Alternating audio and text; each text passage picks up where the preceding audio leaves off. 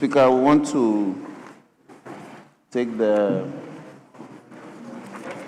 report of the Committee on Public Administration and State Interest on the Ghana Investment Provincial Authority Bill for the second reading. Speaker, so that will be order paper addendum. Item number 1B, Mr. Speaker. Have we taken item number 3 already? Speaker, 3 as in order paper addendum? Yes. Oh, Speaker, I agree with you. We have to take item number 3, Mr. Speaker. Thank you. Apology. Yes. In the absence of the Minister for Finance, the Deputy, I pray that the Deputy do this on his behalf, Mr. Speaker. Yes. Speaker, that application is not surprising. I know he was going to make that application, so that's fine.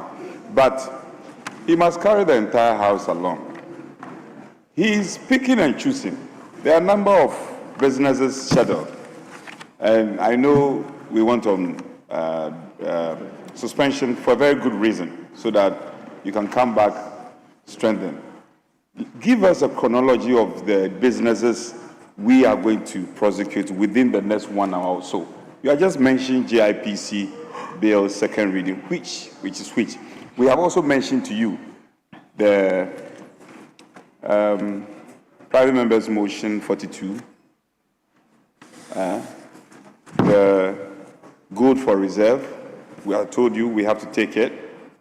We have to take it today. So, Speaker, he should have simply telling him that he should give us a roadmap how we are going to navigate. He has just mentioned one business. It's not enough. Or we are just doing that and then we call it a day. Speaker, respectfully, we will take the item as mentioned on the order paper addendum. Speaker, when that is done, we'll deal with the legal reform bill. It's been hiatus for some time. The committee chair and his vice and members are ready. Speaker, we'll deal with that. We'll do consideration for some time. Speaker, the prayer by the Honorable Minority Chief Whip that motion number 42, I believe, or 43 be taken today. Speaker, I'm surprised because they essentially took that motion today and yesterday and argued it. Essentially, the records will bear us out.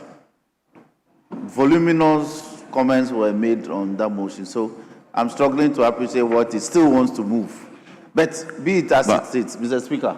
Minority Chief Whip, yesterday there was a delegation to see Speaker on this. Whatever happened, I've not been briefed yet.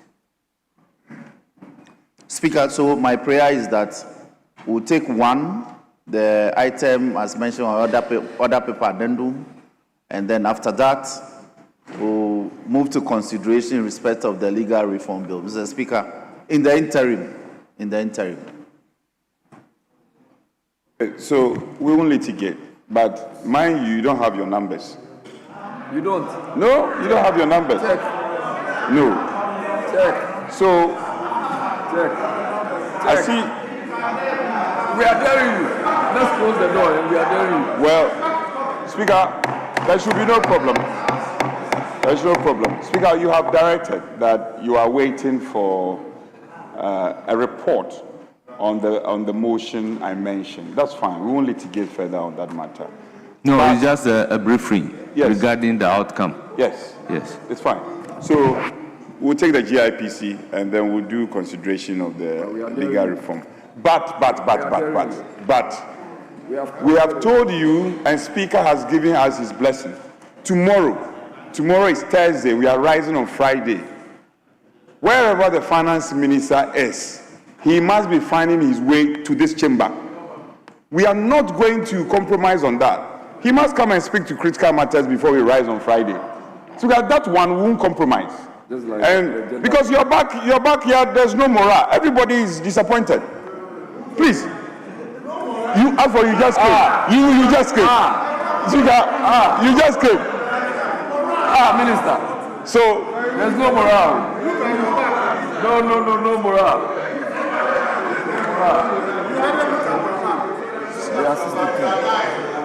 yes.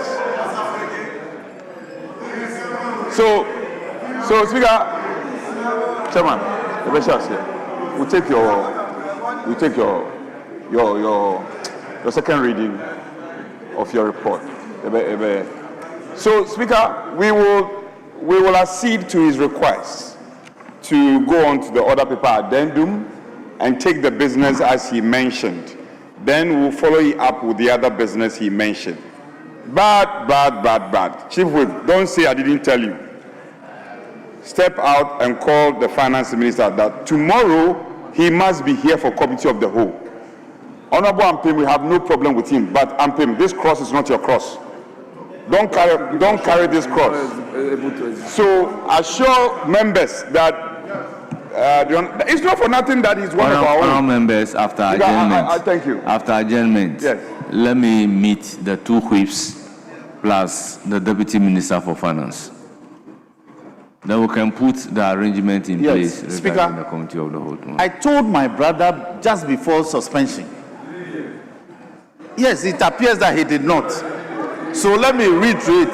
Speaker, let me reiterate that honorable members, some of these things are not meant for the record. Speaker, but he said something for the record. That is why I want to see the two of you plus. Speaker, I won't belabor the point, but let the record bear me out that I have my numbers. He said it casually for the record. I have my numbers. I have my numbers in abundance. I have my numbers. So let the record bear me out.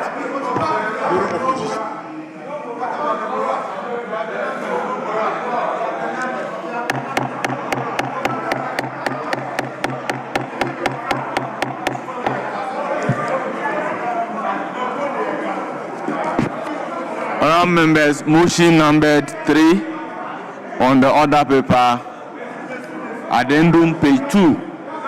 Thank you. Minister for Finance. Mr. Speaker, I move that motion number 3 on today's order paper addendum be taken now. I so move, Mr. Speaker. Motion move, any seconder? Yeah. Honorable Speaker, in seconding the motion, I would like to present the... No, this is a procedural motion. Motion moved and seconded. It is for the consideration of the House. The question is, as many as are in favor say aye. Those against say no. Honourable members, the ayes have it. The motion is carried. Now the consequential motion numbered 4 on the order paper addendum. Deputy Minister for Finance. Mr. Speaker, I move that the Ghana Investment Promotion Authority Bill be now read a second time. I so move, Mr. Speaker. Motion move. I will call on the chairman of the committee to present the committee's report. Thank you, all right, Honorable Speaker. I stand to present the report of the committee. Right, Honorable Speaker, we received this referral from the Speaker, and we met with the Minister and his team from the Ministerial of Finance and staff from the Attorney General Department, the CEO, and the Deputy, and other stakeholders. And in our deliberations, we look at the background of the bill. And the background was saying that we were to consider the legal framework which has become necessary as a result of some obsolete sections within the bill. We realized that there was an urgent need for a new legal regime to facilitate the promotion of investments in Ghana. And it was also to bring to bear on the new demands of the African Continental Free Trade Agreement. We also realized that there was the need for harmonization of the legal framework in line with some new acts that we have passed in this House. The first and the most important one was the recent Company Act 2029, the Exemptions Act, and lastly, the Public Financial Management Act. We realized that there was the need for this new bill to align with the content of this bill in order to promote investment and to as well align with the global best practices in terms of investment promotion. Mr. Speaker, when you look at the objectives of the bill, the principal statutory body, the bill is to establish the Ghana Investment Authority to act as a principal statutory body responsible for promotion, coordination, and regulation of investment in Ghana. And it's also to make Ghana a preferred investment destination in the sub-region and the whole of Africa. It also seeks to balance investment promotion and guarantee with clear obligations on the part of the authority and the investment community, such that the laws of Ghana regarding the investment in the country will be complied with. We also realized that there were a lot of justification for the passing of this bill, such that when it's done, it will strengthen Ghana's investment framework in terms of legal regime and its antecedent benefits, with the new view of bringing efficiency and effectiveness in their operations as an authority.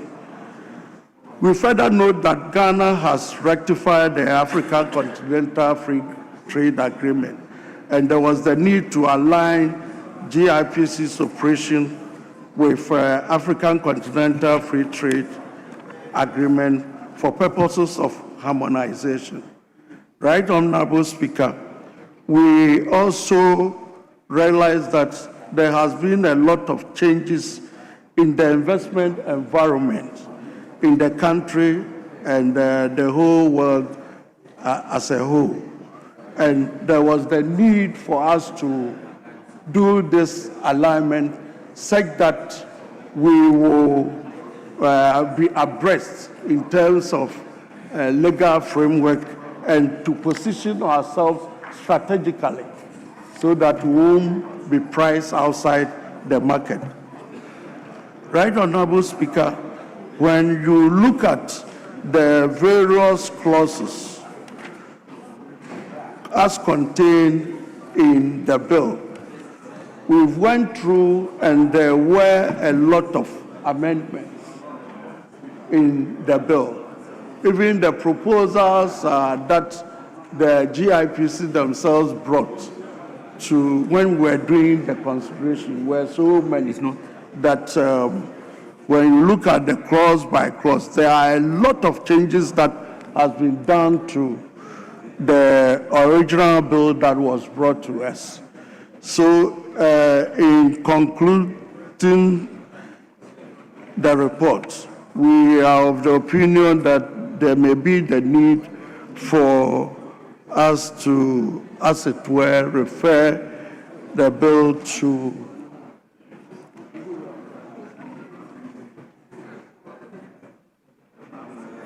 floor. Yeah, in conclusion, Right Honorable Speaker, I want us to support this bill so that it can be passed. Thank you, Right Honorable Speaker. Honourable members, the motion ably moved.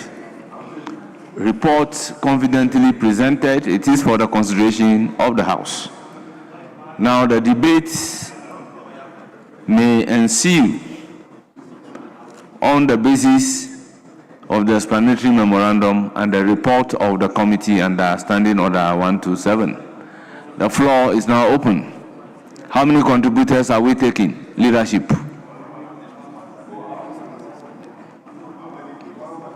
Majority Leader. Minority Chief Whip. Mr. Speaker, we can do 1-1. Yeah. And so making 2-2. Very well. Yes, you have the floor. Thank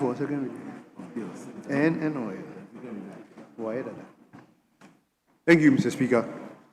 Mr. Speaker, I would want to thank you for the opportunity and also comment on the report presented by the committee chairman. Mr. Speaker, I want to support the report, but in doing so, I want to make some few comments. The Speaker, first has to do with some of the things that have been raised.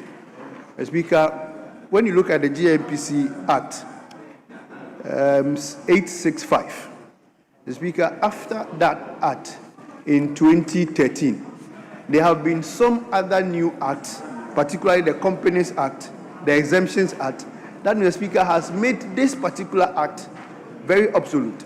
But there have been a new trend, a lot of things that have happened, and there have been some of the mandate and works that are supposed to be done by the GIPC Act, which is already taken by the Company Act and Exemption Act. It is important that we look at amending this act so that it fits the existing purpose that we are looking at. The Speaker, two, there is this global competition. Many other countries are trying to woo foreign investors and also bring home foreign direct investment. Mr. Speaker, and so by so doing, they are amending their investment frameworks, which is making it very suitable for investors to look at their countries as very good destinations. Mr. Speaker, if we hold on to the old act and we do not make some amendment and make some changes or adopt some frameworks, Mr. Speaker, we are going to be lagging behind, and other countries will take advantage of the global changes on the market. And other companies will take advantage of the changes. Mr. Speaker, it is also important that when we agreed as a country to host the African Free Trade Continental Area, it came with its own global competitions. Mr. Speaker, it is important that this act seeks to harmonize all the investment frameworks that the AFTA itself brings or presents. This GIPC Act must look at the AFTA framework and then seek to harmonize them, which is important. For me, we cannot host the AFTA and be having laws or legal regimes for investment environment which are not in favorable or in conformity with the AFTA act that we are hosting.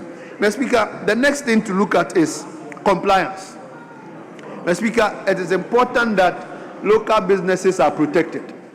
It is important that local investment as well are protected. There must be a certain balance for the foreign investors and the local investors that need to be balanced and protected. That is why this new act that is coming, for me, I support it, and I want the House to also adopt it and support it. Mr. Speaker, the next thing I will look at is revenue generation. Mr. Speaker, from the report and the document, you would see that this act is going to generate about 3.7 million. Mr. Speaker, this is going to come from strategic project fees, administrative penalties, premium investment service fees, which all these things are going to bring us about 3.7 million, which is coming out of the new amendment that is going to happen within the old GMPC Act. Mr. Speaker, I want to submit in all these ones, GIPC, yes. I want to submit in all these ones that it is important that the House will look at the work that the committee have done and adopt same. Thank you, Mr. Speaker.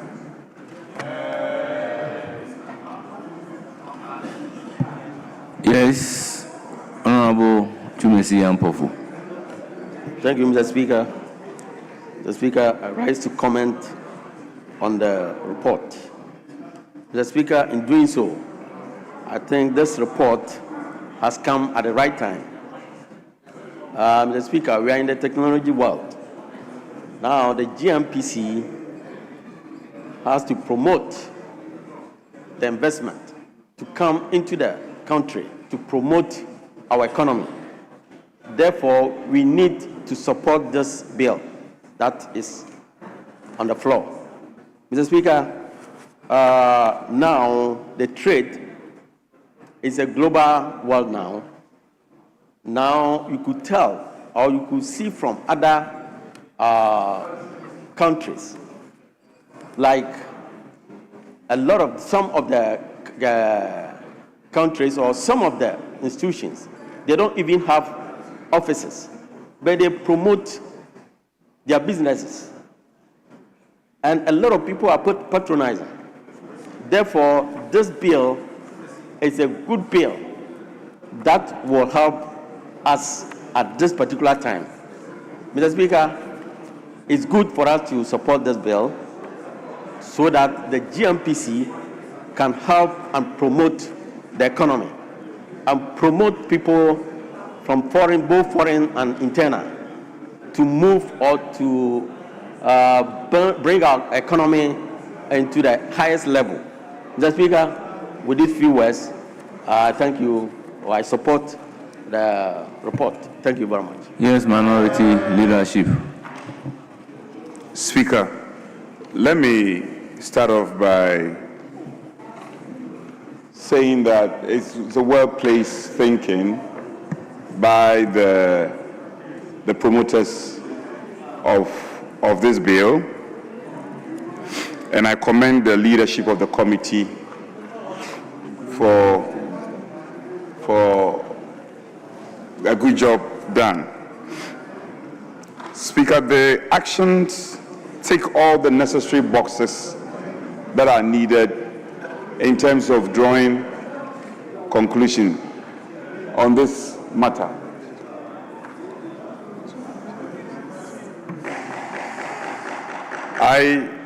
So we are in line with Order 167 that we are basing our argument, the full-fledged argument, on the report of the committee, explanatory memorandum, and fiscal impact analysis. I've been looking at the report. The need for a legislation that will be in sync and in line with international treaties that we have passed by this House, and to have a one-stop shop. These are all important and fundamental expectations and requirements. And so I want to commend the ministry. However, the aspect of benefit that will accrue ultimately, there is a bit of a question mark, because the report says it is anticipated that it will generate some revenue, some 3.7 revenue, and then a cost of over 40 million. I'm not too sure if it is the impact analysis that was done. It was done by professionals, or an actuarial scientist was engaged to do this analysis. I think, Minister, maybe in your concluding statement, you may have to carry the House along how you can draw a relationship between a 3.7 million revenue that we are seeking to generate at a cost of over 40 million. That raises a number of issues. As for the need for us to pass a legislation which will stand the test of time and also to reflect the conventions, trade conventions and treaties we have passed, there's no question mark about it.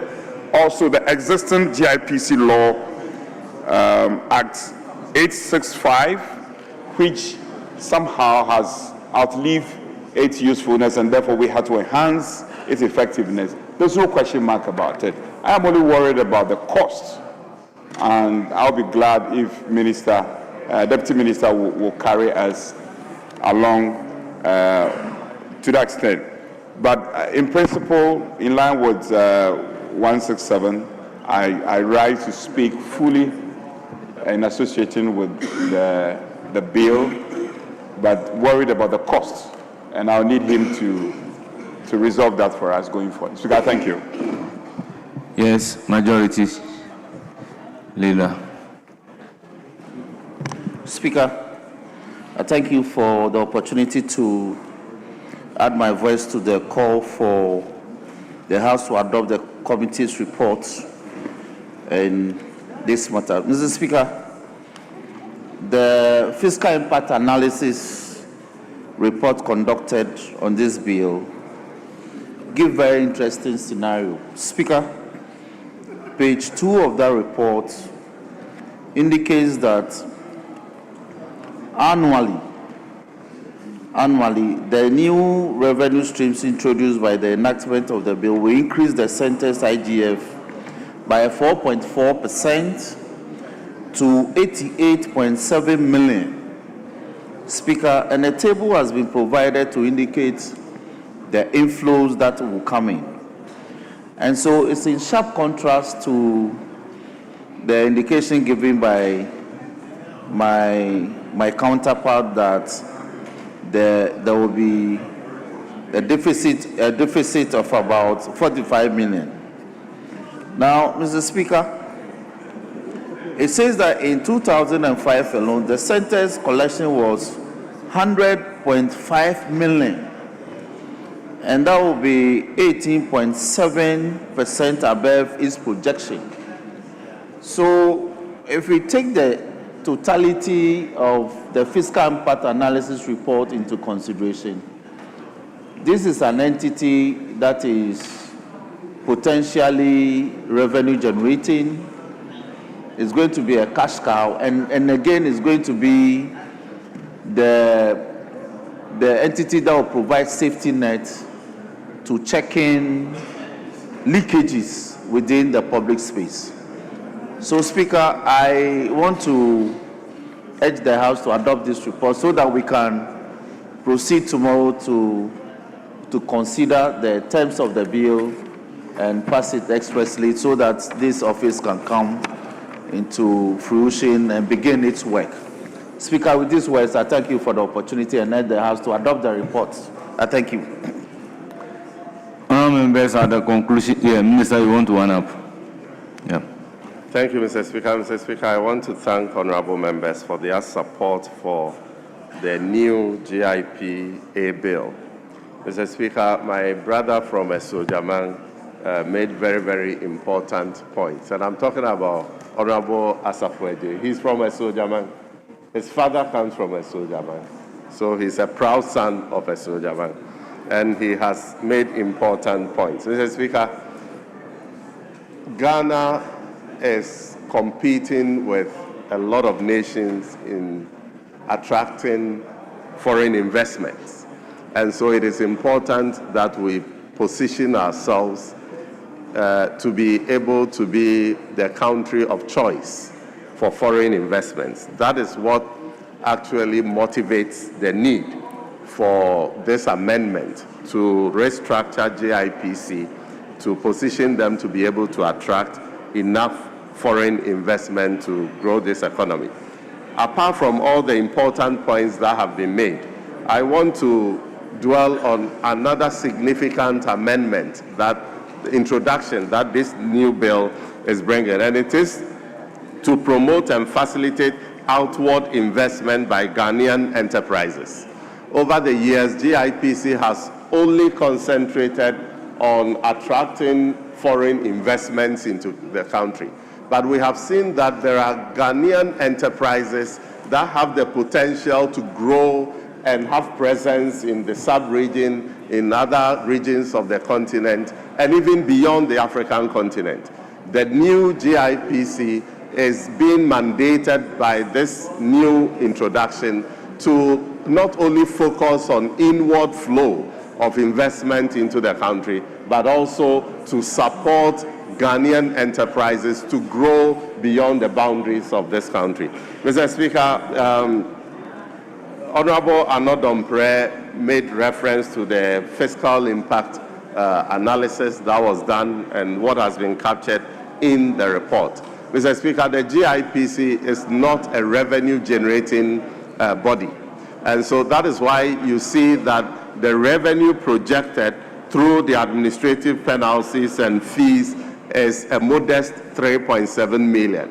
However, because it is anticipated that the new GIPC will begin to have presence in the regions and also in the districts, if all these are going to happen, they will come at an initial cost that will be higher than the revenue that they are going to get. However, the multiplier effect of the GIPA is enormous for the country. In fact, the benefits that will derive from attracting investments into the economy and others, all these have not been quantified. And so that is why you see that disparity, but it is in the interest of this country. Thank you very much, Mr. Speaker.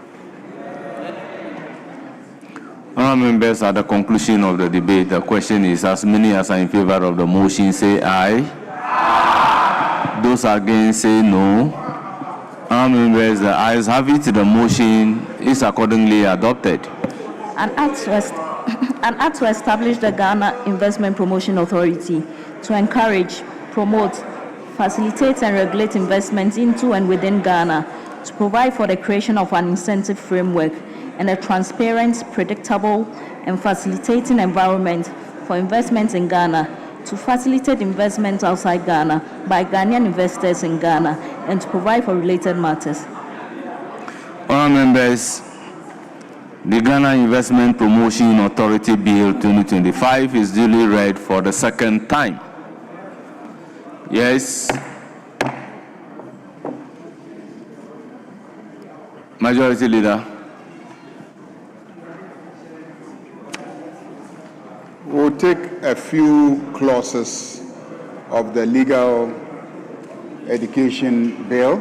Do we do the procedural motion and put it at the consideration stage and leave it for tomorrow? That is the GIPC yes. bill. Let's do that. Yes. Honourable members, before doing so, yes, let's move the procedural motion so that I can do the referral. Minority Chief Whip, I intend to refer the consideration to winnowing. So we take it to a consideration stage, then I can do the referral. Speaker, we have no objection.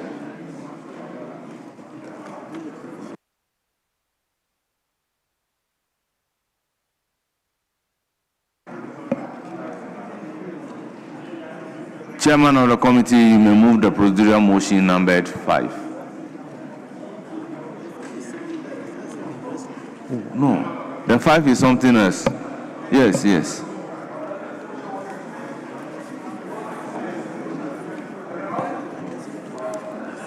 Mr. Speaker. Honourable members, based on the reports. Yes, Mr. Speaker, the report has been distributed. No, Honourable Bejira, hold it. Based on the reports of the Ghana Investment Promotion Authority Bill 2025, I would therefore want to refer all the proposed amendment for the consideration by the winnowing committee. So I direct the winnowing committee to do the needful and then report to the House by tomorrow. Yes. If the leadership of the trade committee, you should leave it. Okay, Speaker. Very well. So item number 15, the Ghana Education Reform Bill 2025 at consideration stage.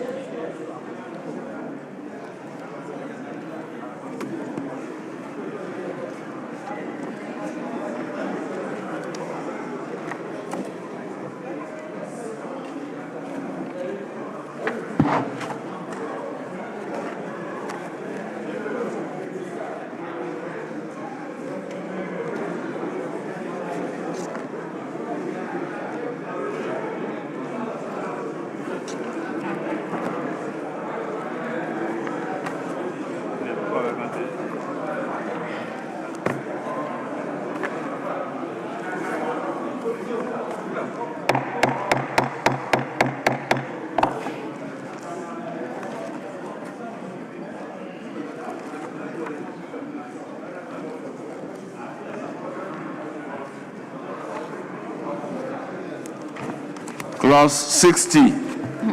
Repetition of courses.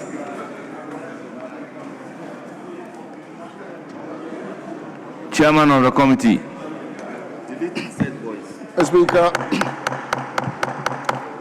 Speaker, thank you very much.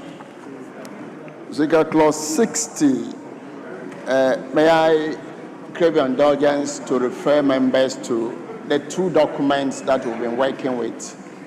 The original bill, Mr. Speaker, and then the winnowed bill. Mr. Speaker, I will therefore be referring to the two as we move on, and as has always been the case. Speaker, clause 60. Amendment proposed, delete and insert the following. Speaker, As advertised. on page 5 and 6. As advertised on page 5 and 6 of today's order paper. The Speaker, I so move. Honourable members, the proposed amendment by the chairman of the committee is for the consideration of the House. Any further amendment? Yes. Rejected. Thank you very much, Mr. Speaker. Would like the chair to give further explanation. Clause 64, line 3. A university that runs a law program shall supervise the student of the law program to undertake law practice training to ensure that qualitative work is done. Mr. Speaker, we want to know whether they wanted to use quality work or qualitative work. And remember, who is going to measure quality or the qualitative work? Since previously we discussed in drafting, we have to stop the usage of adjectives. So, Mr. Speaker, I'm proposing either we change quality to quality work or qualitative to quality, or we delete qualitative. Yeah. Yes. Chairman of the committee. Mr. Speaker, unfortunately, Honourable members, with all due respect, I think the level of the noise is too high. So we have difficulty listening to a member when he's on the feet speaking.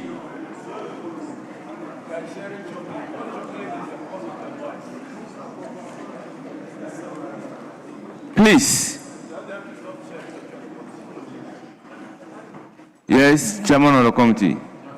Mr. Speaker, unfortunately, I didn't hear what he said. He is of the view that you change qualitative to quality, or you avoid the use of the adjective and delete qualitative.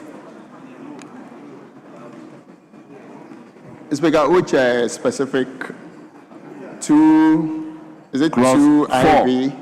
line 3. Sub clause 4, line 3. At page 6.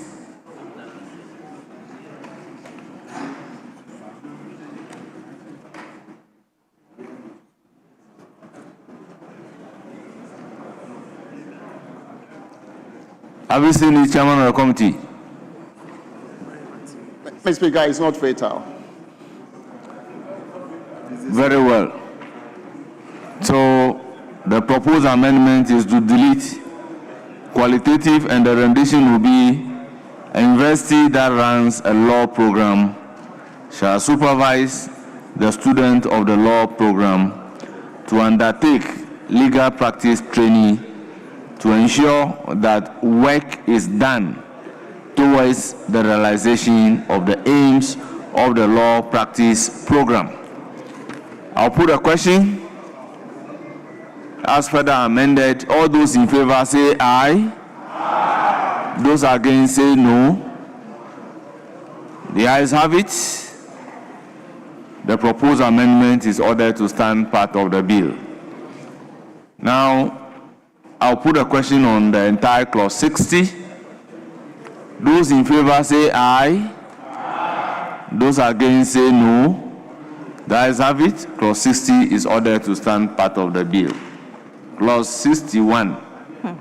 Duration of law practice training. Chairman of the committee. Mr. Speaker, clause 61 is also 63 on the Winode document. Mr. Speaker, amendment proposed on clause 61, line 2, delete beginning from September to June of the following year. I so move, Mr. Speaker. The proposed amendment is for the consideration of the House. Honourable members, any further amendment? Yes, Honourable Boma. Mr. Speaker, the old rendition, which made it 1 academic year, I believe should suffice. Why do we want to specifically in the legislation indicate the duration? Mr. Speaker, the reason is that academic years may vary, and so there's no need specifying the months. Some schools can do the academic year from June to June. Others may do from September to September. It is still an academic year, and so there's no point tying institutions to a particular period when they have the free will to vary the academic calendar. The reason we are deleting the specific period, September to June, and then leaving it to the discretion of the academic calendar of a particular university or institution.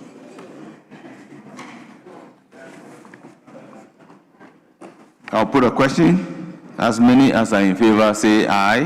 Aye. Those against say no.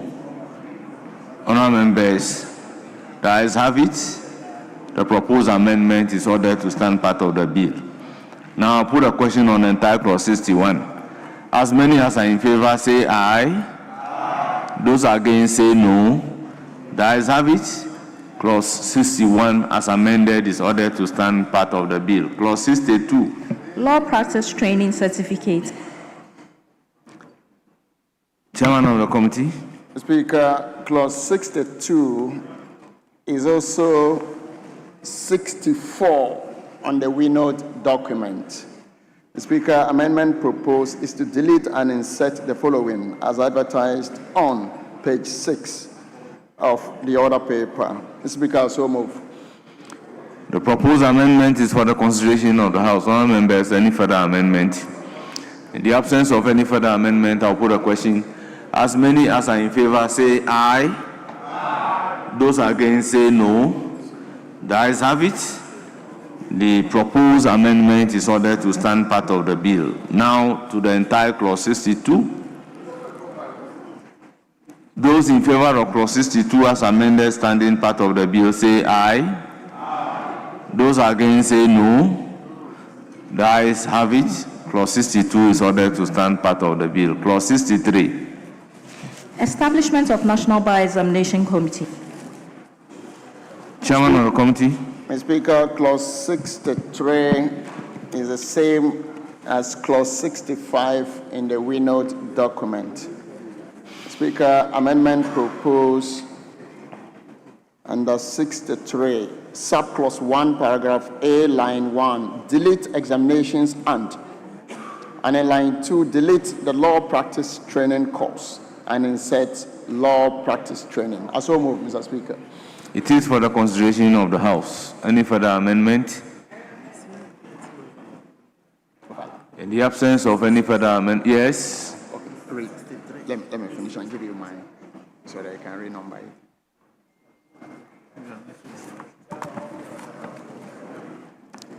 You have the floor. Thank you very much, Mr. Speaker. With clause 62, the committee, the National Bar Examination Committee, Mr. Speaker, 1B, 2 judges with an academic background nominated by the Chief Justice. Mr. Speaker, I'm proposing, since we have the Superior Court and the lower court, and even if you look at the Superior Court, there are 3 levels. And when you come to the lower court, there are 2 levels.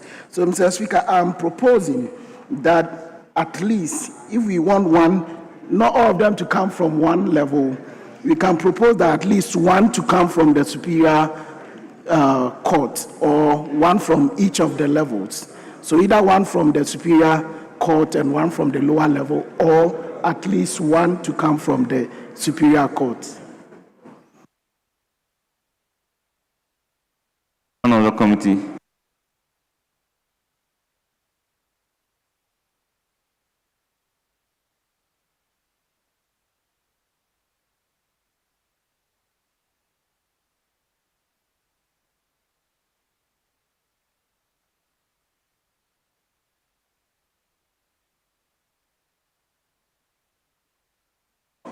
Chairman of the committee. Mr. Speaker, I think some of these things are left to the discretion of the Chief Justice. I mean, he would indeed look at his pot of judges with academic background and then select those he thinks are fit to do that. I don't think we should legislate whether it's from the Superior Court or the lower court. It's tied to you being a lecturer for a period of 10 years.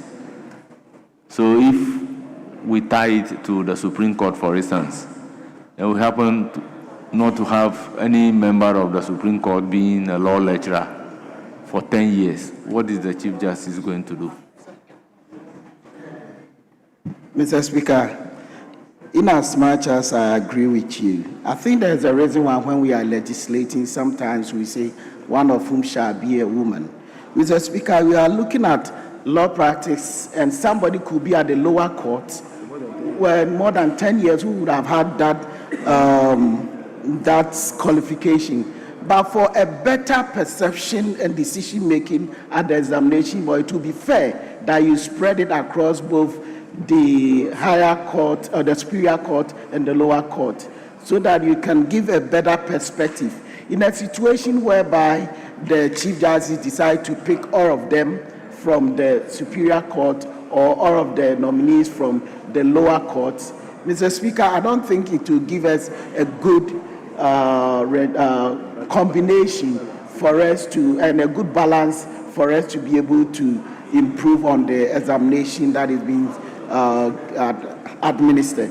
So I propose that we do that spread. At least one of whom. So what is your proposal?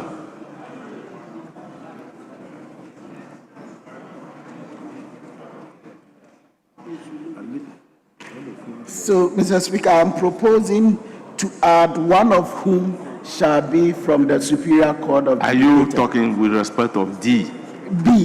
B as in boy. Two.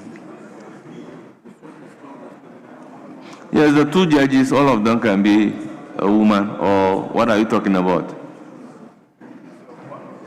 Mr. Speaker, I'm not talking about gender here. I'm talking about, I just use that as an example for us to be informed with our decision here.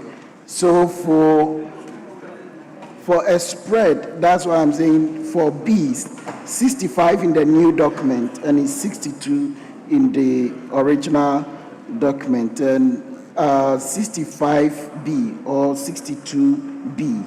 That's the one I'm asking that we do add one of whom shall be from the Superior Court of Judicature. But they can all come from the Superior Court of Judicature. And there is no indication that there will be a circuit court judge and below.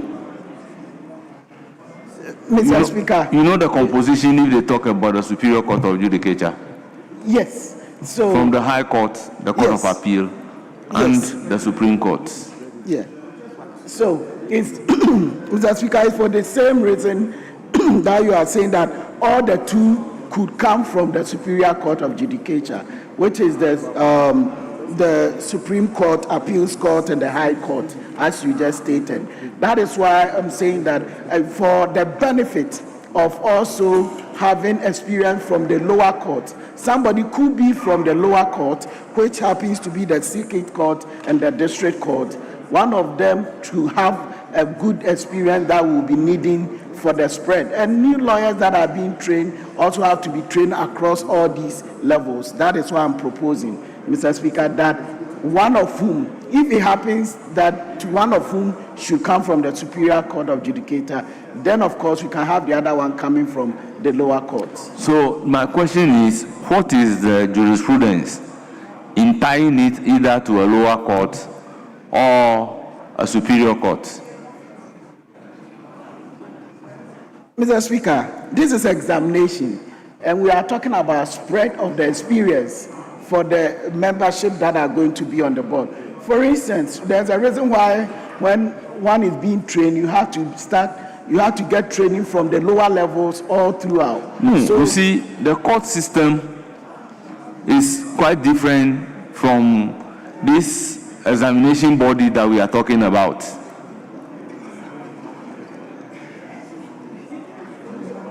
Yes, AG. Thank you, Right Honorable Speaker. Right Honorable Speaker, I would have agreed with my my younger brother if this were a judicial function whereby the experience of the lower court or the lower bench will be brought to bear on the examinations. Here we are talking about the bar. And I think that there are instances where even in this era, you have people who are PhD holders on the lower bench. Okay? And that doesn't really validate the point that you are making. The point I'm making is that the CJ, the Chief Justice, should be allowed the broad discretion to select among the judges the best qualified. But if you tie it to, say, one person from the lower bench, and at some point in time, you do not have someone who is qualified, who has an academic background on the lower bench, that's going to be problematic. And I don't know whether your fear is that the Chief Justice will abuse the discretion if granted. So, Mr. Speaker, I think we should put the question on this matter because the argument he's making doesn't advance the cause of the bill. Thank you, Mr. Speaker. Dr. Kabiru. Mr. Speaker, thank you very much. The point is that we are looking at I wanted to say independent examination committee, but it is the miniature of the independent examination committee that we currently have, that we are trying to establish as the National Bar Examination Committee. And the National Bar Examination Committee is going to take probably some of the shape and form of the independent examination committee of the Ghana Legal Council. Mr. Speaker, if we want it to be that open, then I would suggest that we drop the issue about academic background. Mr. Speaker, because we are talking about professional assessment, professional education.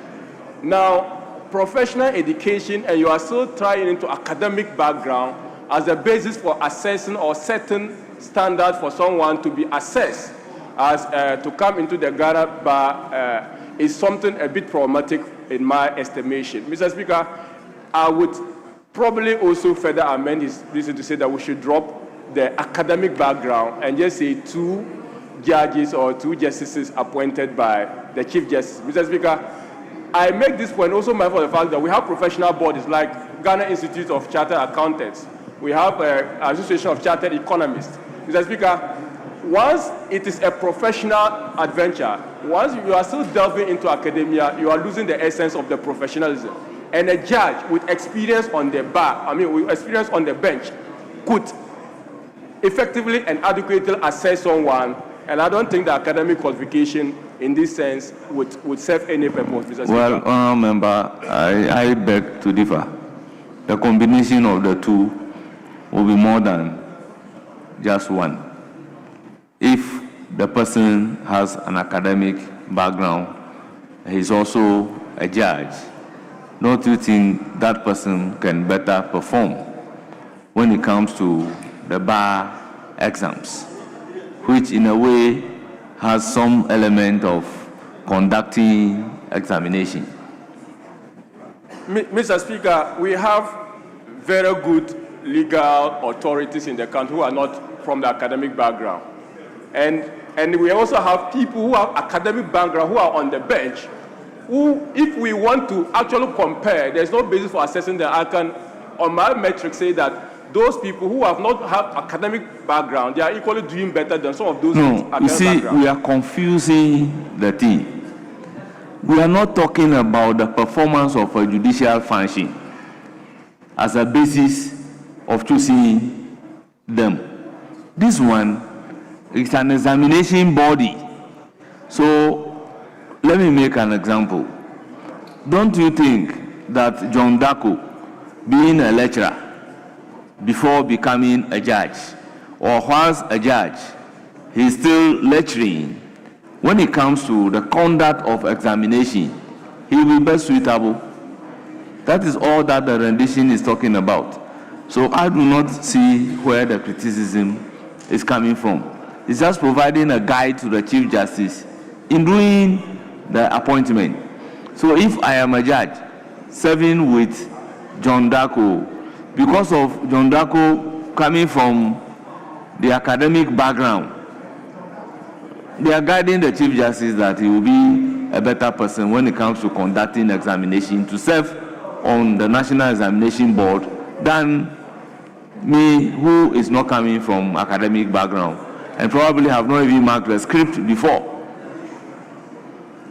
Mr. Speaker, I'm persuaded. I think that I'll drop, but just to say that we should take notice of the fact that there are other provisions on that particular clause that talks about appointment from academia. So I just don't want us to overpopulate it with people who are bookish and to lose the professional sense of this particular examination. Thank you. Yeah, I intend to put a question. The question is, as many as are in favor? Yes. Mr. Speaker, I have issues with the ratio. No. I have issues with the ratio, the numbers. Speaker, this is a committee, this is an 11-member committee from what I see. And the law deans alone are 5. Speaker, that's quorum. And if we are not careful, the law deans can constitute, they'll be quorates, and then they can take decisions in favor of their schools. So I believe that we should have a review of the ratio so that in 62(1)(b), instead of 2 judges, we make it 3. The members of the bar, instead of 2, we make it 3. Then the deans, instead of 5, we make it 3. You know, Mr. Speaker. So Honorable member, the Yes. functions of this particular board Yes. would have to do more with the schools. Yes. So 6-5, I think that is okay. Mr. Speaker. Because remember, if you look at the law, Yes, they are Mr. going Speaker. to give accreditation Yes. to so many universities Mr. to run the course. Yes, Mr. Speaker. They will just be up there conducting the bar exams. Mr. Speaker. So don't you think that the schools should have close to 50% of the say? No, Mr. Speaker, at all. The schools shouldn't dominate this committee. The schools should not dominate this committee. The representatives of the schools should not dominate this committee. Let me put a question. You can do your proposal and I'll put a question on your proposal. Great, Mr. Speaker. As many as are in favor of the proposed amendment, say aye. Those against, say no. The ayes have it. The proposed amendment to clause 62 by the chairman of the committee is ordered to stand part of the bill. Yes. Mr. Speaker, my proposal is that the ratio of the representation, the judges should be 3. That for the reps from the bar should be 3, and then the reps from academia nominated by Conference of Law Deans should also be 3.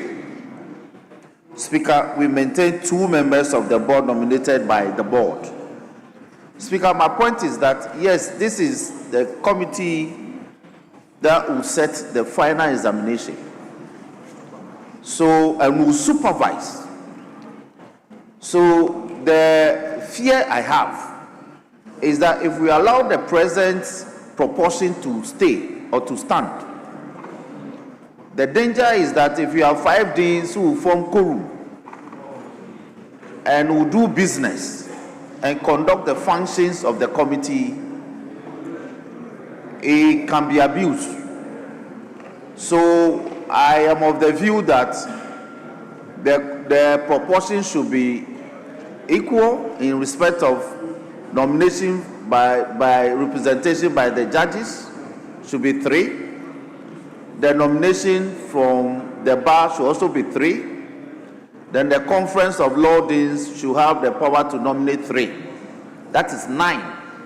Then the board will nominate 2 other persons that will complement the composition. Yes, Chairman of the committee. Mr. Speaker, I completely agree with this new proposal. Yes, Honorable Sosu.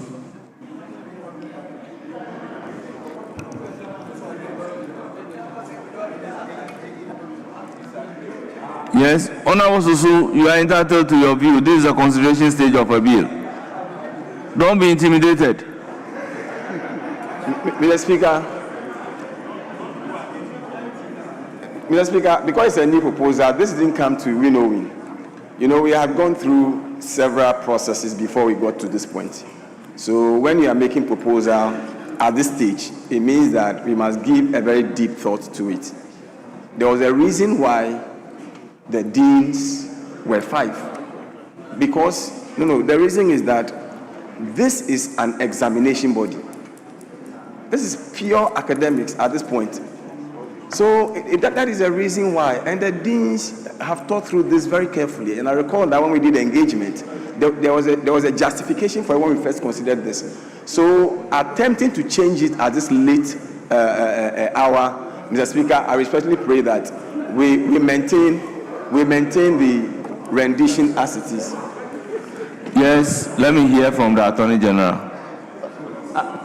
Before the AG comes in, the suggestion by the Honorable Sosu that I am making this proposal whimsically is unparliamentary. It's unparliamentary. I have given deep thought to this. You cannot suggest on the floor that I am doing this without deep thinking. I am drawing attention to the fact that this is the committee that will be setting the final examination. And the law deans want to overpopulate it. They are 5.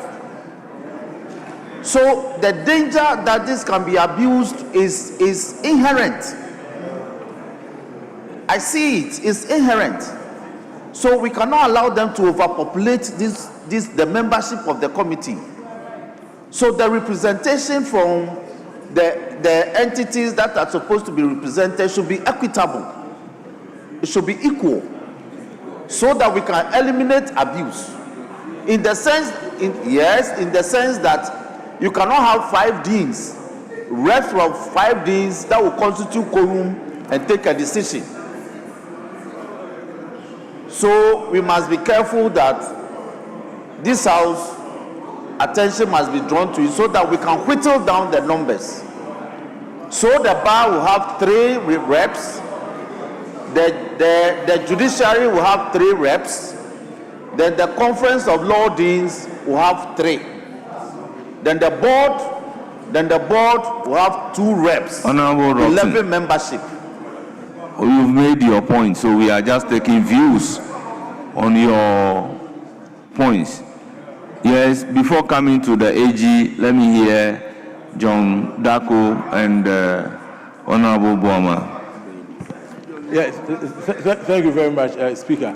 I think that my brother got it completely wrong.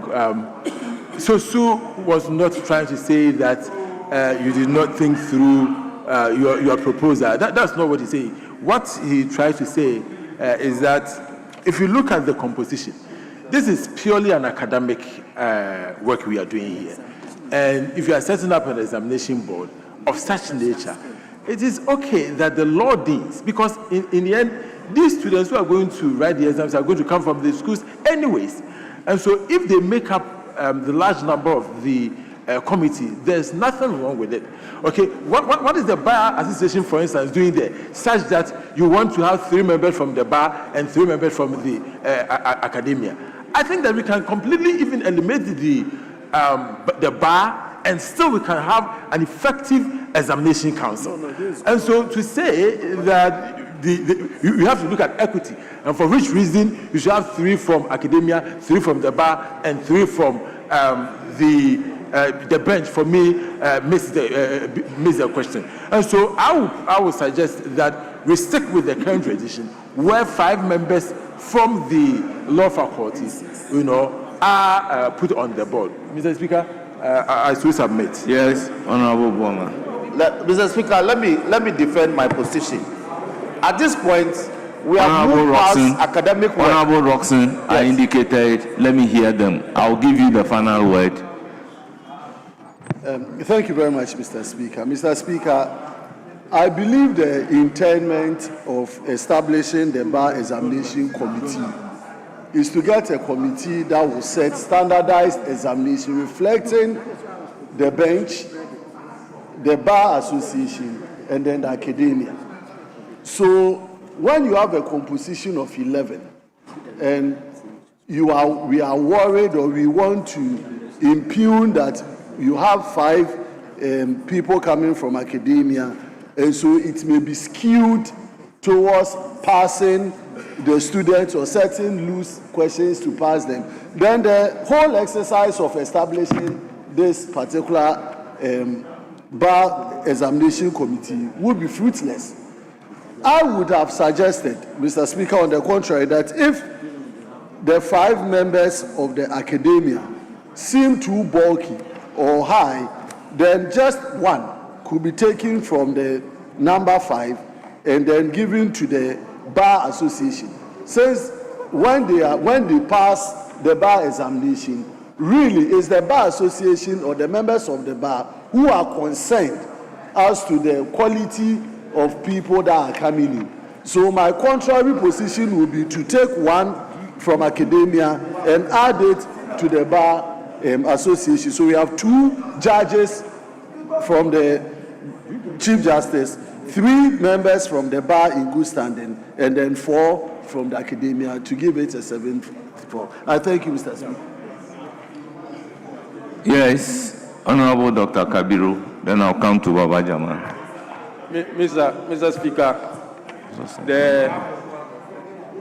we understand this is not a case that we can have 1-3-3 formation.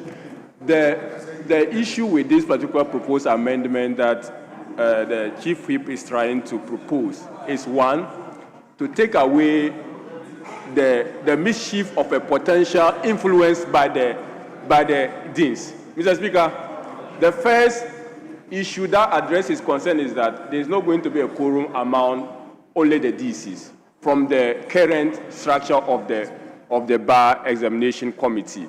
That's the first thing. The second thing is the deans and the various faculties are those supposed to be training the various students for the purposes of which they are going to be assessed to get qualified to the Ghana Bar. Mr. Speaker, if the body that is providing the training is not well represented in the assessment and actually just opposing the question set against the curricula, Mr. Speaker, I think that the students will be done a great disservice, that there is so much mismatch between the body that is doing the training and then the body that is doing the examination. The reason why the deans will have to be fairly represented is because they are those doing the training of the students actually. So I think that the current rendition of 5 and having the current rendition of 5 being from the deans or from the academia is very well in place, because it will be doing the students a great disservice if those training them are not part and fairly represented in the determination of the question they are going to answer. And I know that it is guided by the curricula, and we should leave it as it is currently proposed, Mr. Speaker. Thank you very much.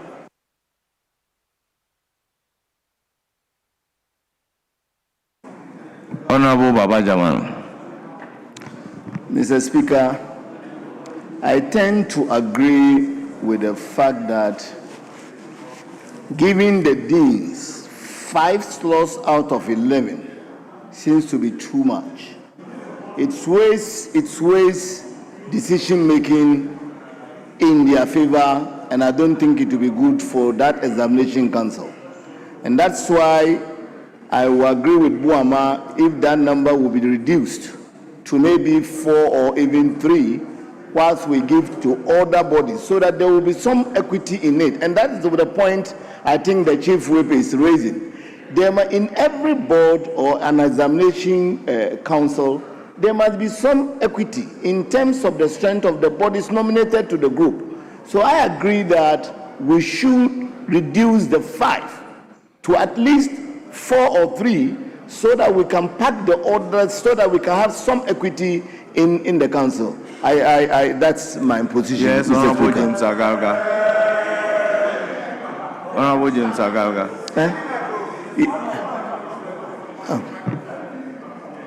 Yes.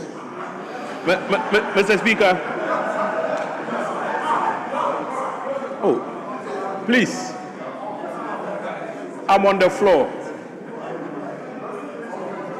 Mr. Speaker, I think the proposed amendment should be allowed to stand, and these are my reasons.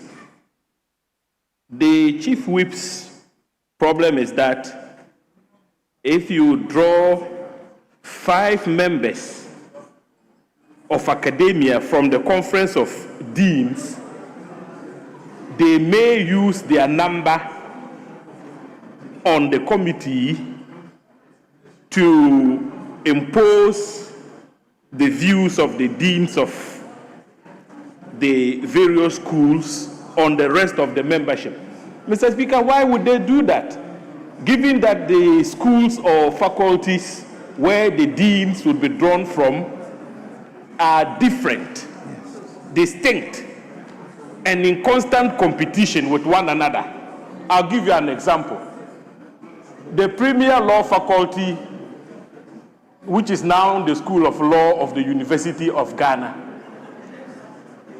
started facing competition from the School of Law, or the then Faculty of Law of the University of Science and Technology. And so, Mr. Speaker, the Dean of the University of Science and Technology and Legon would see themselves as competitors. In any case, Mr. Speaker, look at the background of the members of the committee. A talks about 2 members of the board, B talks about judges, 2 judges with academic background. So they are not just judges, but judges with academic background. Then we come to see 2 members of the bar in good standing with an academic background. And so on the committee, you're going to have a group of academics. And so when issues to do with the conduct of examinations come up for discussion, they would be looking at it through the lenses of academia, all of them, because they are all essentially academics. That's the fundamental point. So, seriously speaking, I don't see the fear. So I would urge the whip to allow this amendment to stand with the greatest of respect. So let me hear from the AG, then I'll give the concluding remark to the proponent of the amendment.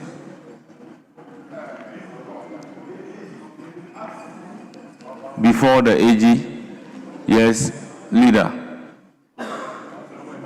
I just want to draw attention to something that we have been trying very hard to avoid and that is to create a situation where those who have prepared the students for the examination have so much influence in setting the questions based on which the students are going to be examined.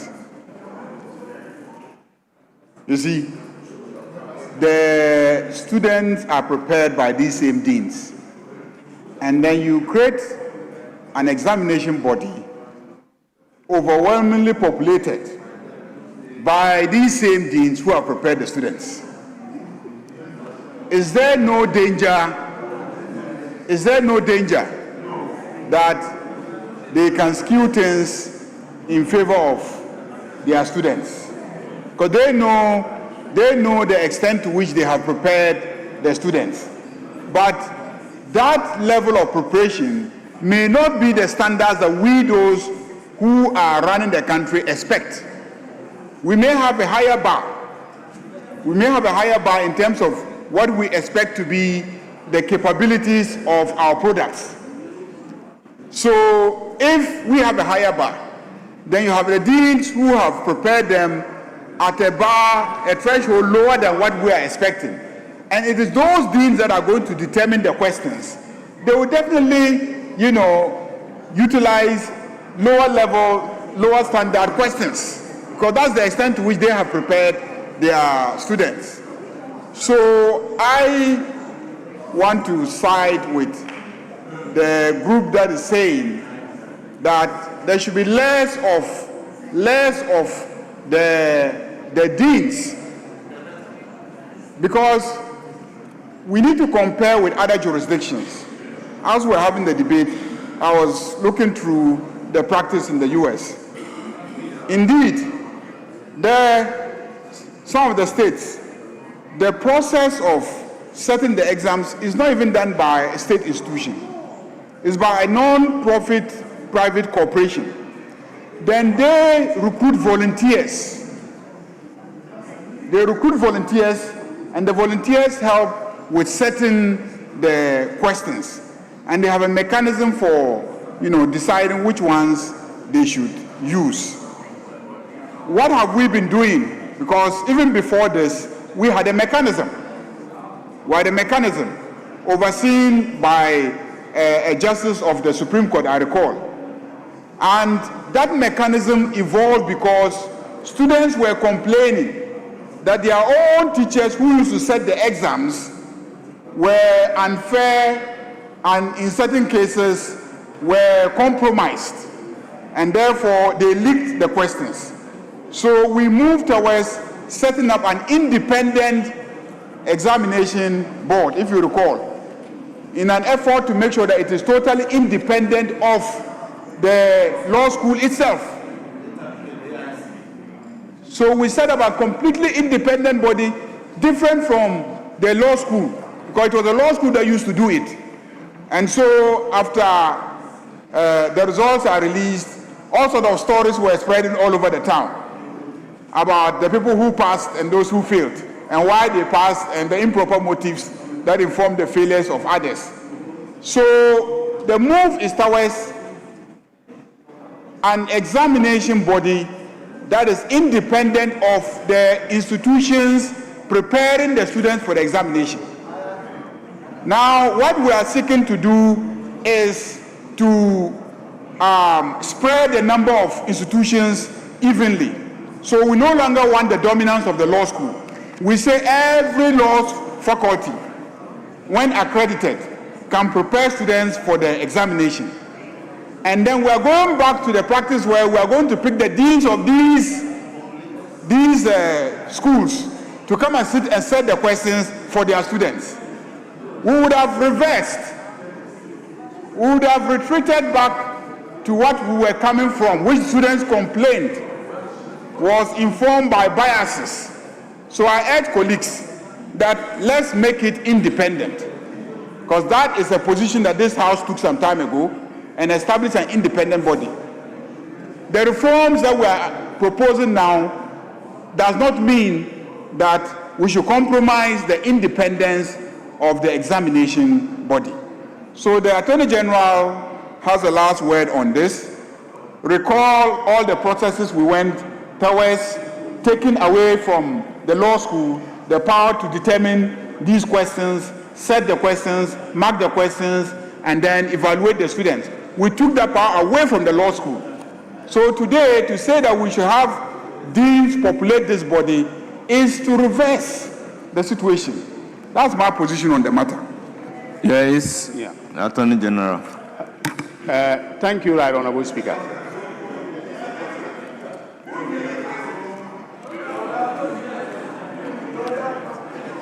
Yes, Attorney General, you have the floor. Thank you, Mr. Speaker. Mr. Speaker, Mr. Speaker, if you listen carefully to the point that was being made by the Chief Whip, which has been reinforced by leader, the fear or mischief that we want to cure is to ensure that we have an autonomous body that is in charge of the national bar examination. That is the mischief we want to cure with this bill. Mr. Speaker, the origin of the 5 members of the Conference of Law Deans is because when we did the stakeholder consultation on the bill, the law lecturers made it abundantly clear to us that since we are going to license a number of universities to run the professional course, the law training, the law practice training, there will be the need for adequate representation, because now we are going to have several law schools, that is, if they are accredited by the Council for Legal Education, to run the professional law course. And because of that, they wanted adequate representation. So the 5 that we have put here as the chairman's proposal was as a result of a meeting that we held at with the stakeholders. But Mr. Speaker, I tend to agree with both the Chief Whip and leader that we should not make the deans dominate this committee. If you look at the numbers, they are the majority in terms of a single block of persons who are stakeholders or who have an interest in this matter. Mr. Speaker, elsewhere in the United States of America, as the leader rightly pointed out, in the US, it is the American Bar Association that exclusively sets the bar exam. It runs the bar exam by itself, without the involvement of academia, without the involvement of the judiciary. The state bar exams, either New York or California, are also run by the state bars. So I would have thought that given that this is the professional bar examination, we should have the bar, the membership of the bar, actually dominating the committee, instead of having the deans being the ones who are going to literally run the show, just in case you are looking at the numbers in terms of quorum. So, Mr. Speaker, I will agree with leader that we should recalibrate the provision to at least reduce the number of deans who are on the National Bar Examination Committee, maybe to 3, and then we can add 1 member to the I think that was the Chief Whip's proposal. We add 1 member, yes, to the Ghana Bar Association, so, and then AG, 1 member to the judges. If this examination should be conducted by the bar, which of the bar?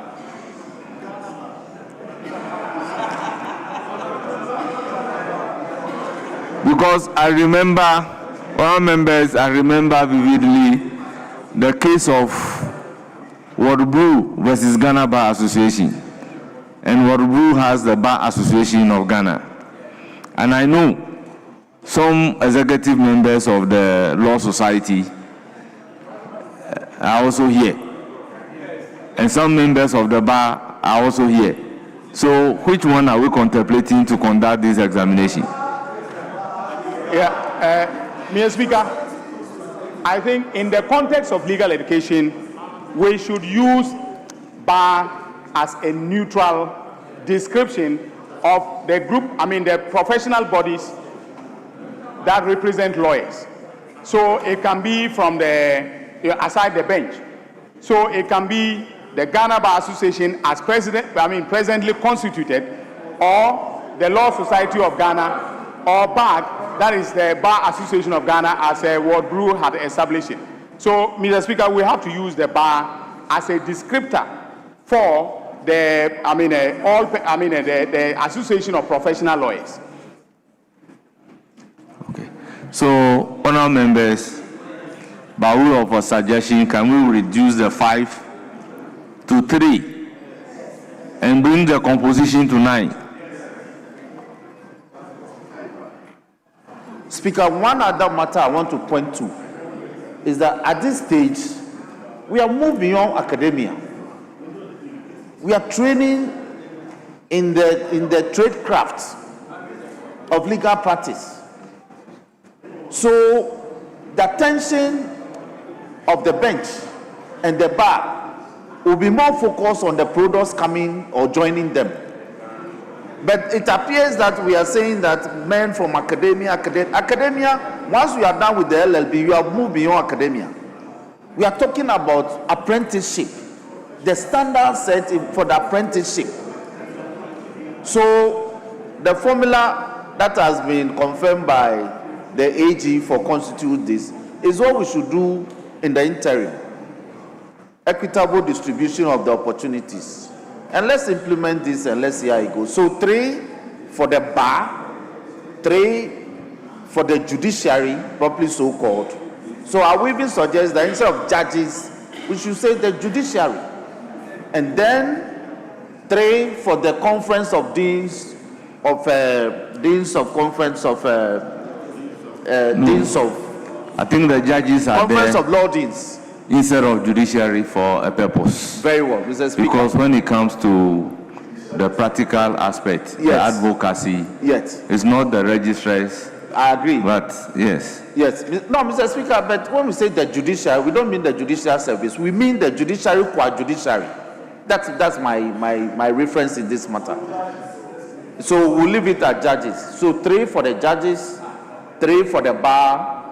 Of course, the Ghana Law Society will feature prominently in this matter. And then 3 for the Conference of Law Deans.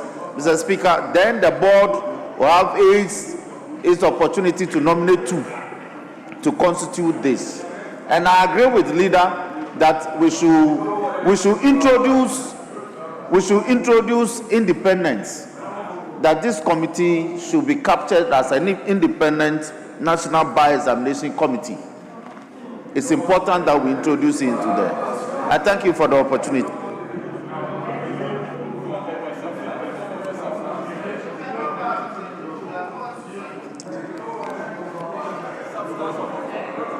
Yes, honorable members, I will then put a question on the further amendment proposed by the Chief Whip. As many as are in favor say aye. Those against say no. The ayes have it. The further proposed amendment is ordered to stand part of the bill. Now the question on entire clause 62. As many as are in favor say aye. Those against say no. The ayes have it. Clause 62 is ordered to stand part of the bill. Now clause 63. Functions of the National Bar Examination Committee. Chairman of the committee.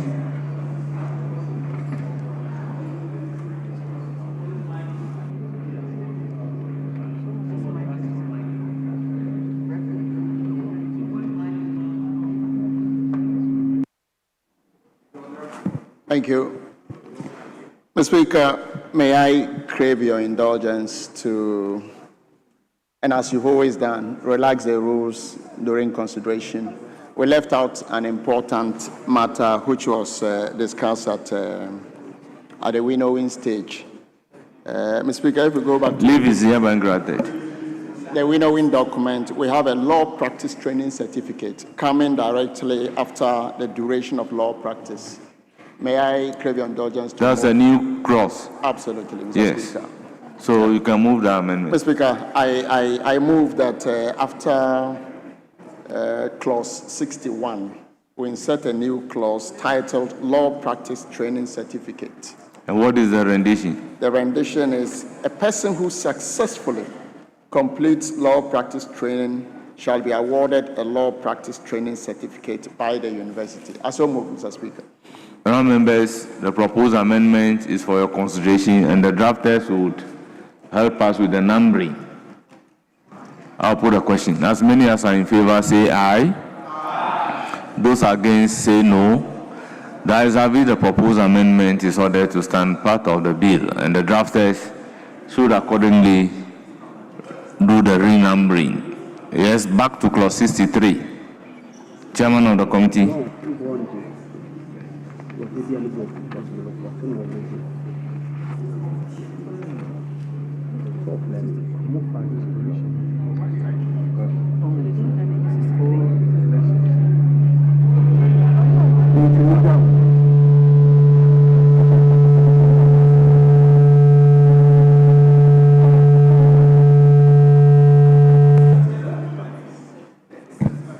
Speaker, clause 63, amendment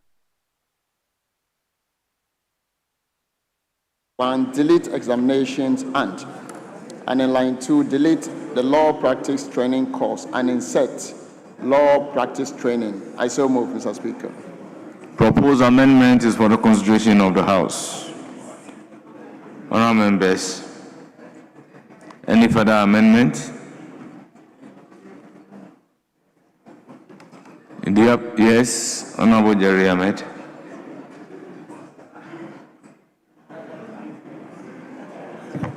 Speaker, I want to seek your guidance. Are we looking at the law practice training? Yes. That's what we are looking at. Speaker, I'm thinking that we should consider the provision of legal services on a pro bono basis.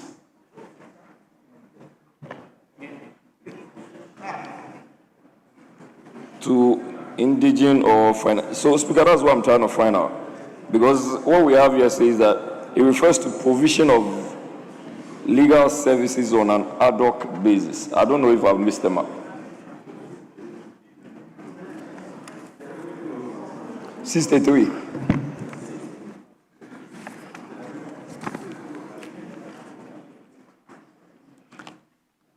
It 63, I think 2B. So you want the National Bar Examination Committee to provide pro bono legal services? That was why I was seeking your guidance, because the kind of notes I had made, I do not know if let me please check with the clerk so that we are tardy them on the matter. So we are talking about in the new bill is 66. Chairman, is that correct? Yes, I think so. And then 63 in the old bill. Yes, I think all talking about functions of the National Bar Examination Committee. Yes, leader is getting the reference. Yeah, that's fine. So that is why I mentioned the Winode bill and then the original text. Yeah.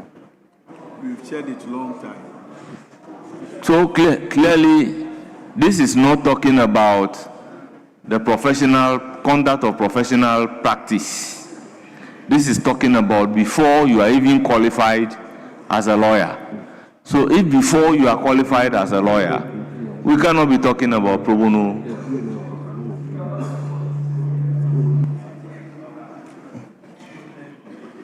Speaker, that's exactly the point. That I think that there is a misstep, so we'll try and correct that and come back. Very well. I'll put a question on the proposed amendment by the chairman of the committee. Yes. Mr. Speaker, we want to be double sure, especially if 66 in the new document we have an amendment. Yes. If it's that one. Is that the 66? If the chairman can confirm that we are Yes. working on the 66. That's the 66, talking about the functions of the National Bar Examination Committee. The 65 in the new document is talking about composition. Now, after the composition, you are coming to function. Right. Yeah. So it's editing line 1A. Am I correct? Line 1A said conduct assessment of students Who have undertaken law practice training who are eligible to sit the National Bar Examination for purposes of enrollment on the roll of lawyers. Yes? Okay, thank you, Mr. Speaker. That's where I have a further amendment. Yes. For the What's word- your further amendment? I wanted us to delete the word, the second who. You say conduct assessment of students who have undertaken law practice training, who are eligible to sit. I wanted to delete the word who, and he said and are eligible to sit the National Bar Exam.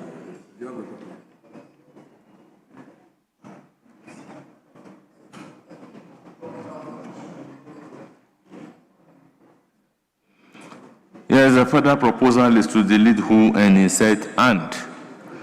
I'll put a question. As many as are in favor say aye. Those against say no. The ayes have it. The proposed amendment is ordered to stand part of the bill. Now, I'll put a question on the entire clause 63. As many as are in favor say aye. Those against say no. The ayes have it. Clause 63 as amended is ordered to stand part of the bill. 64. Tenure of office of members of the National Bar Examination Committee. Chairman of the committee.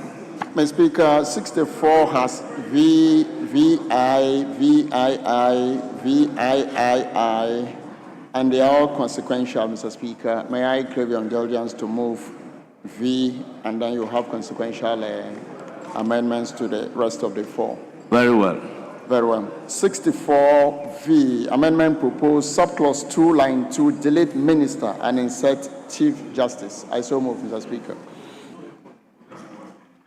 The proposal is for the consideration of the House. Any further amendment? I'll put a question. As many as are in favor of the proposed amendment say aye. Those against say no. The ayes have it. The proposed amendment is ordered to stand part of the bill. Honorable Chairman of the committee, because of the decision of the Supreme Court in Justice Abdullahi versus Attorney General, Ezrame versus Attorney General, in the case of Ezrame versus Attorney General, I will crave your indulgence to move this amendment specifically. You may, however, indicate it is consequential.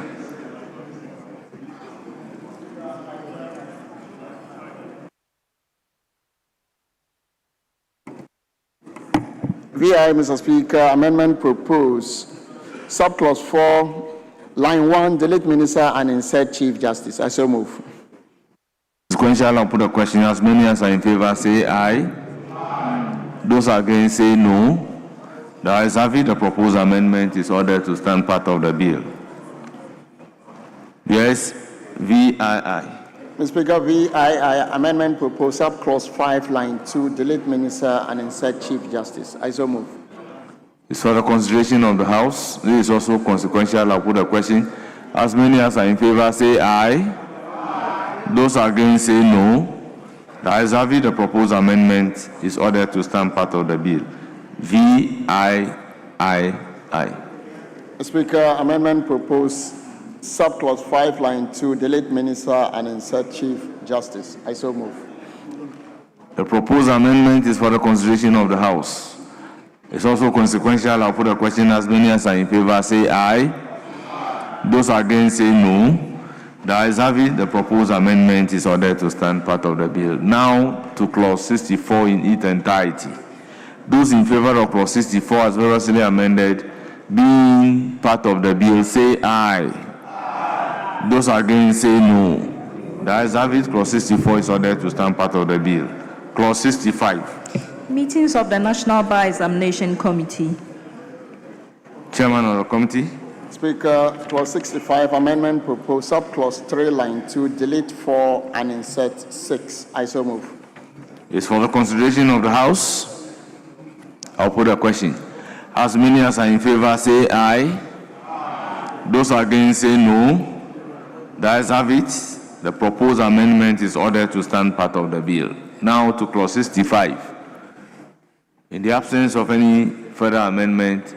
Mr. Speaker, there's a second amendment under 65. Very well, very well. That's the X. Yes, that's X. Amendment proposed, subclause 4, line 4, after absence of, delete the and insert the. I so move, Mr. Speaker. Those in favor say aye. Those against say no. The ayes have it. The proposed amendment to clause 65 is ordered to stand part of the bill. It's now time to put a question on the entire clause 65 in the absence of any amendment. Those in favor say aye. Those against say no.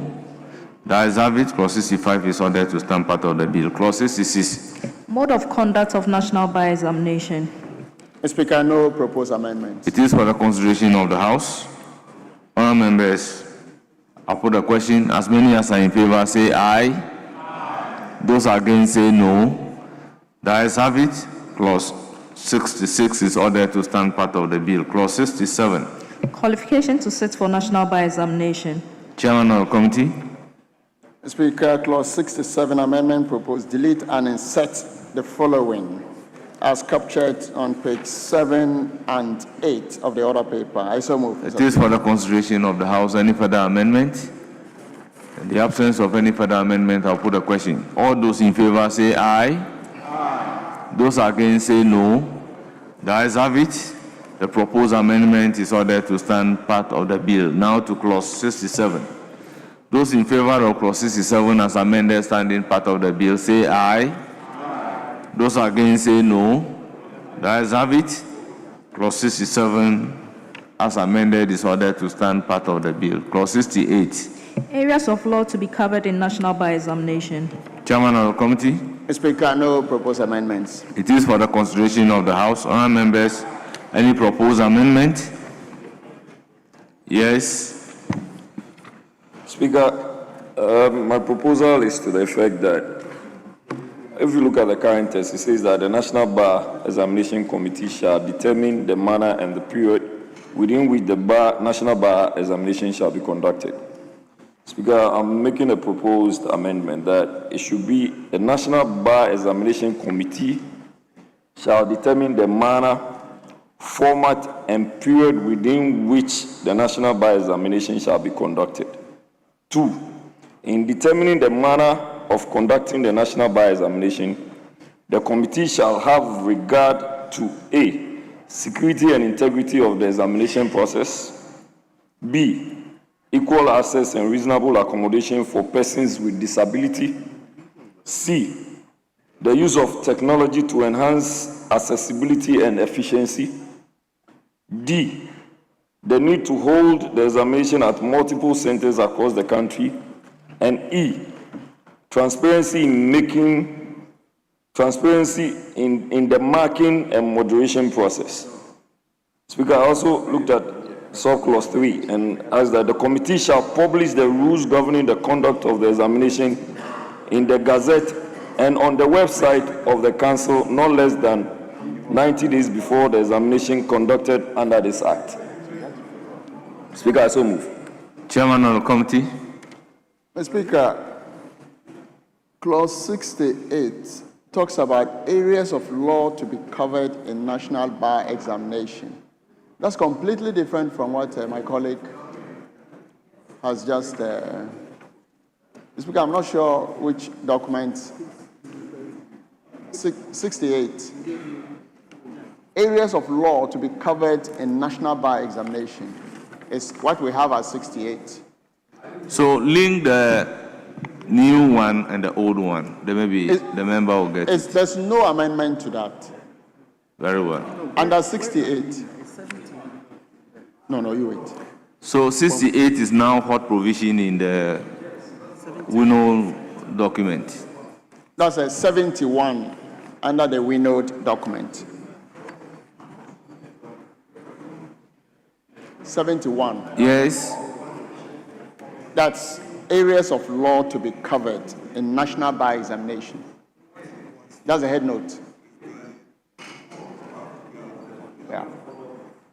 Yeah, so we have no amendments to 68 or 71 in the note document.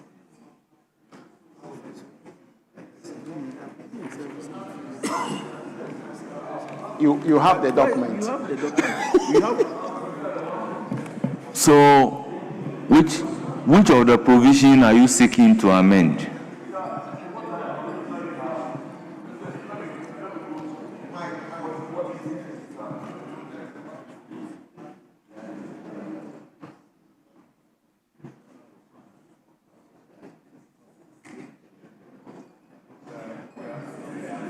Speaker, so apparently what I've been looking at is not matching. It's the mode of the conduct of national bar examination.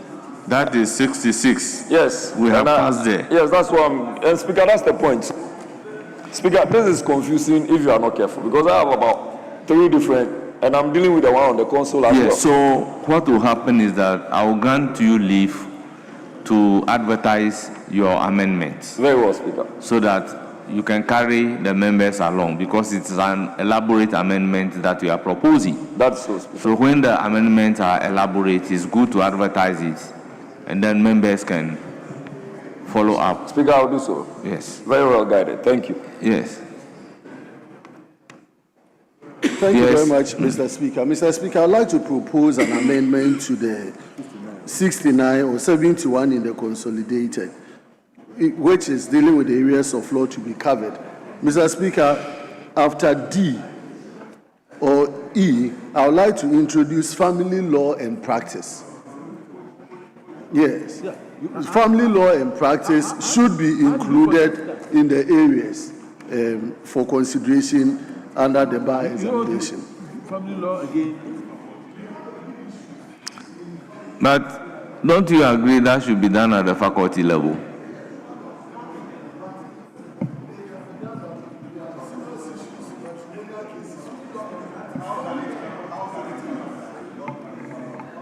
Yes. The AG. Mr. Speaker, I think the honorable member wants to wind the clock backwards. The reason why the subject areas are stated the way they are stated was to focus on the professional courses, okay, that will prepare you for law practice in the real world. So we wanted to take away things like company law and practice, right? Meaning that if I put and practice to any subject in the law, it can be taught at the professional level. So for instance, intellectual property law and practice, then it will be taught at the level of the professional, bar examination. I don't think that that is what we want to do here. We want to focus on the practical courses that prepares a person, okay, to become a lawyer in this country. So if you say family law and practice, family law can be taught at the faculty level, at the LLB as an optional course. Because the trend in the law school, which we have all noticed, is that anytime they want to create a new course, they will just add and practice to it. So family law and practice, company law and practice. And so I once asked them, do they want us to always, create new courses, for the professional examination by just adding and practice to it? So, honorable member, I don't think that we want to wind back the clock. We should focus on the courses listed, because those are the ones that you need to prepare you for law practice. Yes, because civil procedure is here, but this is dealing with procedural matters, which is professional in nature. Your knowledge about the law, you just need a procedure to apply to it. Now we have criminal procedure. You have already studied criminal law. So the procedural aspect is where you are going to be examined. Then you have advocacy, ethics, and the practice. In whatever area of law you need the advocacy. We have law of evidence. In whatever area of law, you need the law of evidence to be able to practice it. So we can go back to a substantive that would have been done at the LLB level and the professional practice training level. So when it comes to the bar exams, they will examine you based on your knowledge about the procedural issues, and you can be called to the bar. Mr. Speaker, I so abandon the proposal. Very well, I'll put a question. Those in favor say aye. Yes. Mr. Speaker, I'm proposing further amendment to 71C. Mr. Speaker, I'm proposing the deletion of basic bookkeeping and replacing same with basic accountants or legal accountants. Mr. Speaker, bookkeeping is not the same as accounting. And then LI 2423 is more about legal accountancy than bookkeeping. So my fear is that if we leave it at bookkeeping, we will not be honoring or will not be fulfilling the requirement of the law. That requires that a lawyer must have basic knowledge in accounting. Mr. Speaker, it is for that reason I'm proposing. Yeah, you are right. Our members, I'll put a question. Those in favor say aye. Those against say no. The ayes have it. The proposed rendition is ordered to stand part of the bill. Now I'll put a question on the entire clause 71. The entire clause 68. We are now at 68. Those in favor say aye. Those against say no. The ayes have it. Clause 68 is ordered to stand part of the bill. Clause 69. Form of and standards for national bar examination. Chairman of the committee. Speaker, clause 69, amendment proposed, delete and insert the following. Speaker, as captured on page 8. It is for the consideration of the House. Honourable members, any further amendment?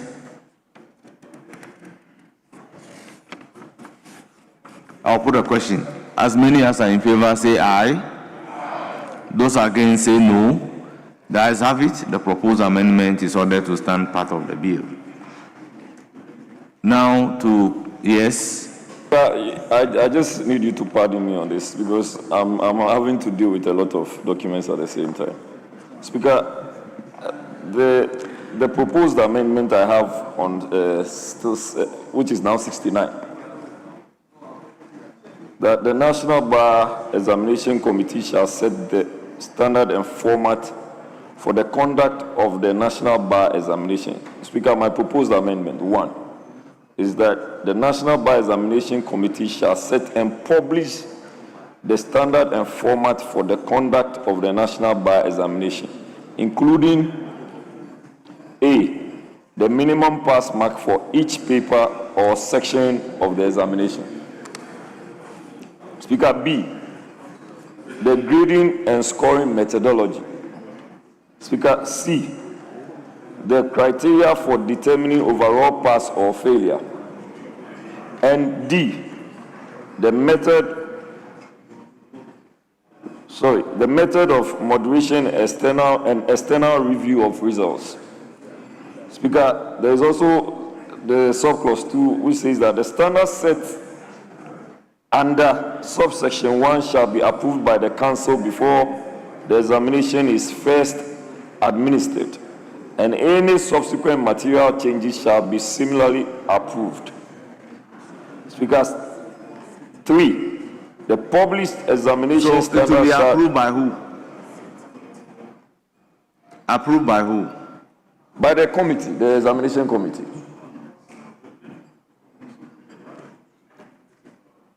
Speaker, they are setting the standard.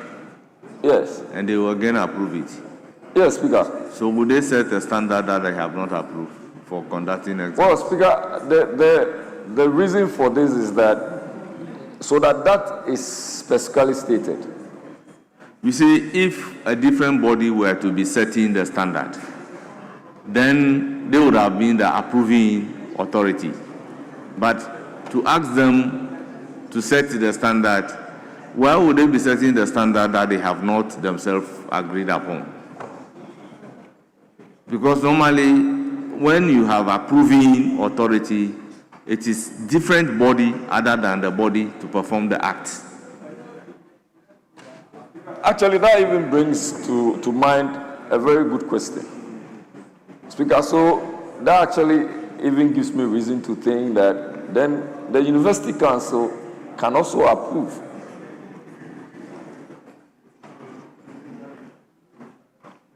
University Council should approve the standard. Yes. Then where lies the independence of this body? Because you want to set it as an independent examination body. And now the standard that they are setting, you are subjecting it to the professional standard that we are setting, you are subjecting it to approval by the University Council. Speaker, I think I'll abandon it. It makes a lot of sense. Very well, I'll put a question. As many as are in favor of clause 69 standing part of the bill, say aye.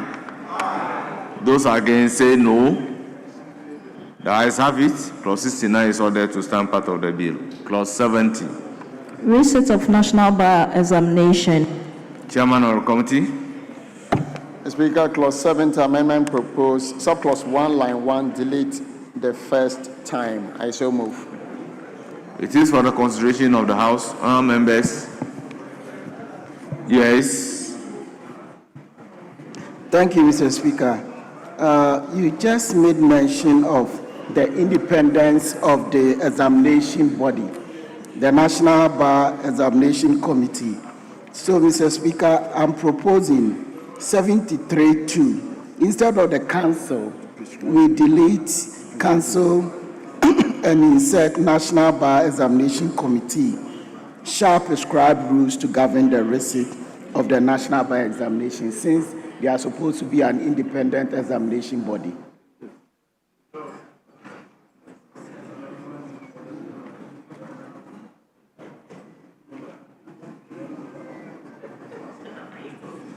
So, what is your proposed amendment to the two?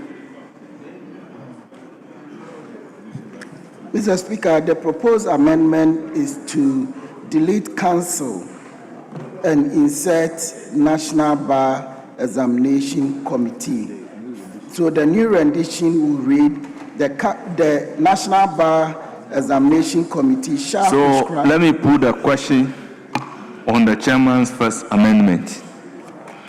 Those in favor say aye. Aye. Those against say no. The ayes have it. The proposed amendment is ordered to stand part of the bill. Let's also take chairman's second amendment. Speaker, the second amendment has to do with subclause 2, line 1, delete National Bar Examination Committee and insert council. I so move. I'll put a question. Those in favor say aye. Aye. Those against say no.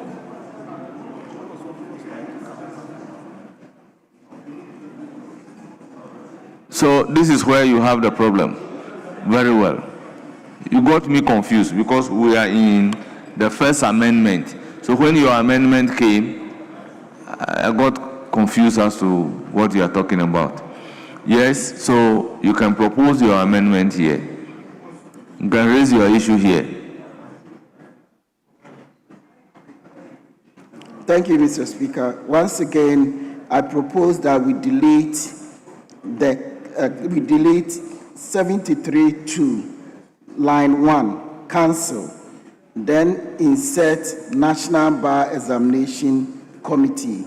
So the new rendition will read, the National Bar Examination Committee shall prescribe rules to govern the receipt of the National Bar Examination. What he's proposing is actually to maintain the original rendition, which is the supposing chairman's amendment. So in effect, you are opposing the chairman's amendment. What is the rationale?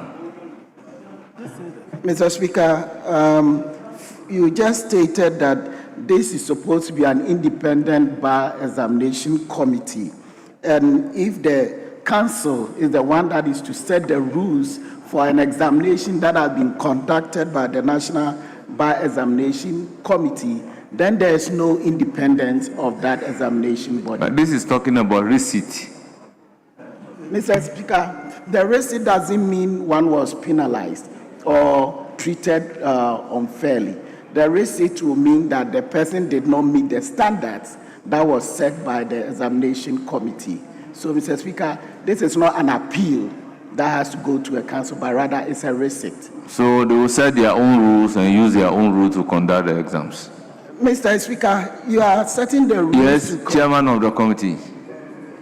Mr. Speaker, my good friend's fear should be allayed, because the same body should not be setting the rules and the examination.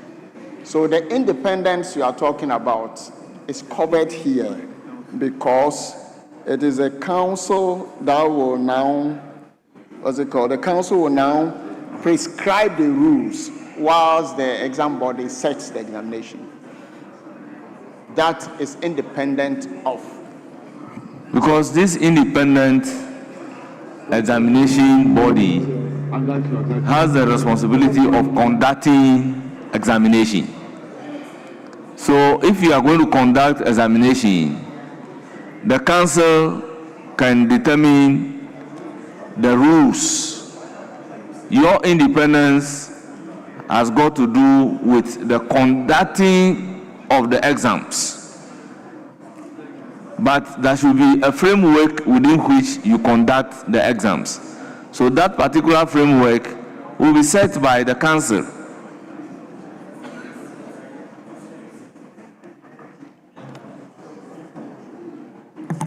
Mr. Speaker, is this body that has set the examination for one to sit in the first place? And here we are talking about Resit. Resit is not different from taking the exam. So, for instance, if they are going to fix the fees for the Resit, is it the examination body? Is a committee that's going to do that? Is it a committee that is to do that? Let's say you wrote the exam, you didn't pass. You are going to write the exam again, and they are going to regulate the fee that should be payable. Should it be the committee that conducts the exam that should fix the fee?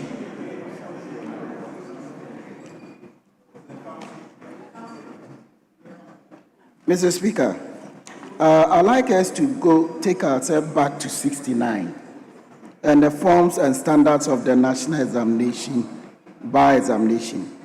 Here, the power is not given to the council. If you want, then of course we could include the two. No, because there are two different things. This one is talking about the rules. It's talking about the rules by which you are to conduct the Resit. That's why I'm giving you an example. The rules may entail fees that should be payable.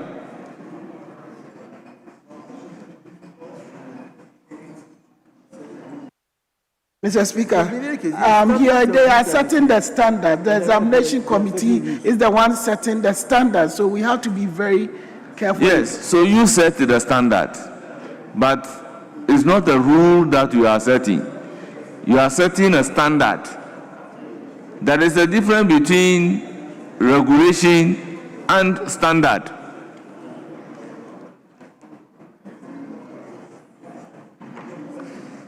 Honorable Dr. Che, is regulation the same as standard? Yes. Mr. Speaker, I think the position he's trying to espouse, particularly when it comes to the rules governing the Resit, why is it difficult for the committee on its own to set the rules? But then you want to defer the setting of the rules to a council. So I believe that when it comes to Resit, the rules governing Resit should sit squarely within the confines of the body. That is how. So, Mama, let me give you another example. If the rules is going to be that you cannot write the bar exams consistently for 3 times, I'm just making an example. Should that be coming from the committee or should be coming from the council? These are rules that we are talking about. And these rules should be coming from the council rather than the committee. You cannot have a council where a committee of the council will be setting rules.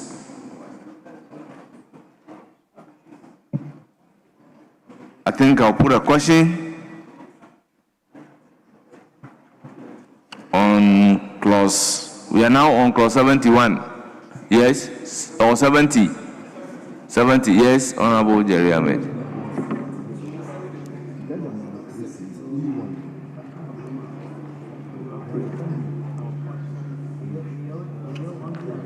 The original rendition is 70.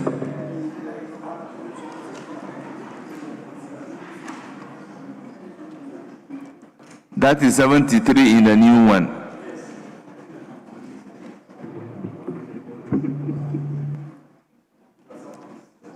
Yes.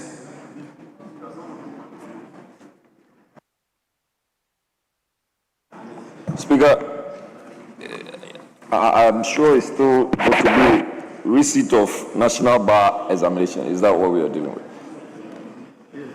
That is what we are dealing with. Receipt of National Bar examination. Speaker, I feel that this clause provides an unlimited right to receipt the bar exams, save that if you're able to pay the fees, then it means that you should be just receipting. So if you want to receipt for 10 times and you can pay, that is all that it means.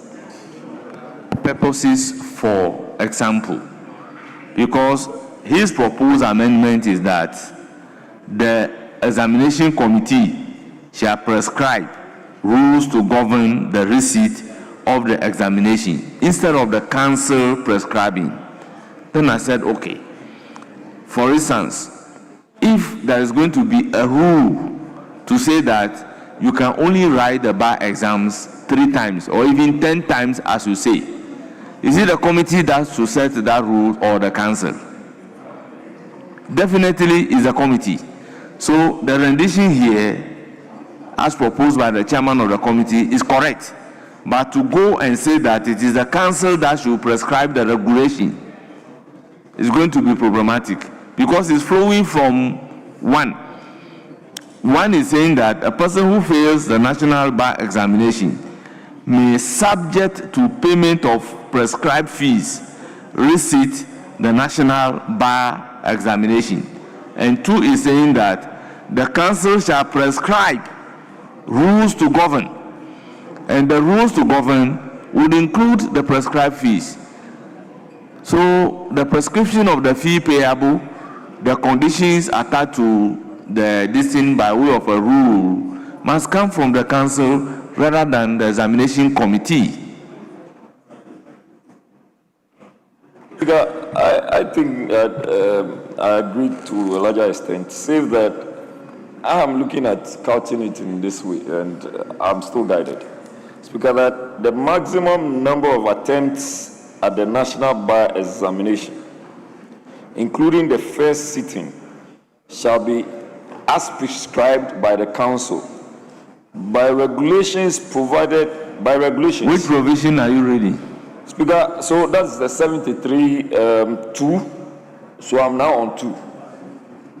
Yes, the 2 says the council, in the new one, the council shall prescribe rules to govern the receipt of the National Bar examination. That's the rendition. So that was the rendition I was. Okay, so what is your amendment? My proposed amendment is to the effect that the maximum number of attempts at the National Bar examination, including the first sitting, shall be as prescribed by the council by regulations, provided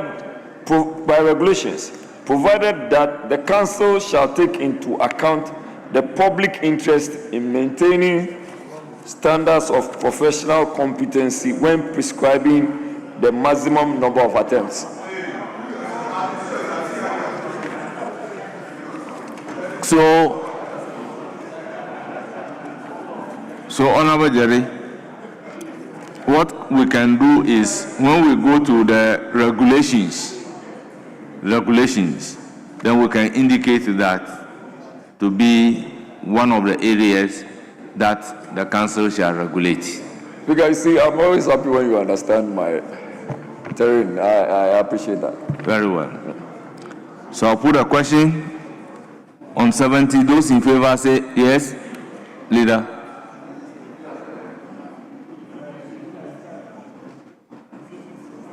Well, I think I'll wait for you, but when we get to the recommended stage where his amendment is being proposed, I will draw attention to the need not to involve the council at this stage, because the council is dealing with so many other matters before the conduct of the examinations. My understanding of structure is that when it gets to the conduct of the examination, from that moment onwards is the national examination, what do you call it? The National Bar Examination Committee. So don't bring in the council again at this stage. Those in favor say aye. Yes. Mr. Speaker, I was just going to clarify that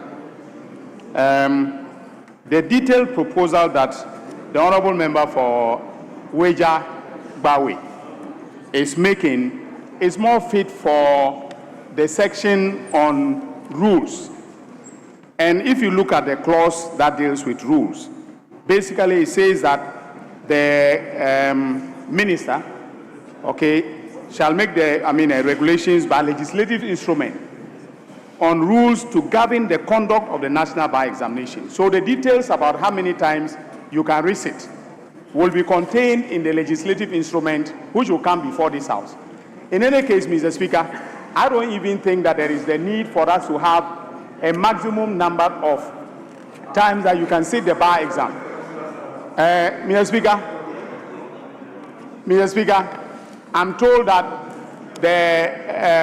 the California bar exam, the person who set the record took it 20 times, that is in 20 years, before he got called to the bar of California.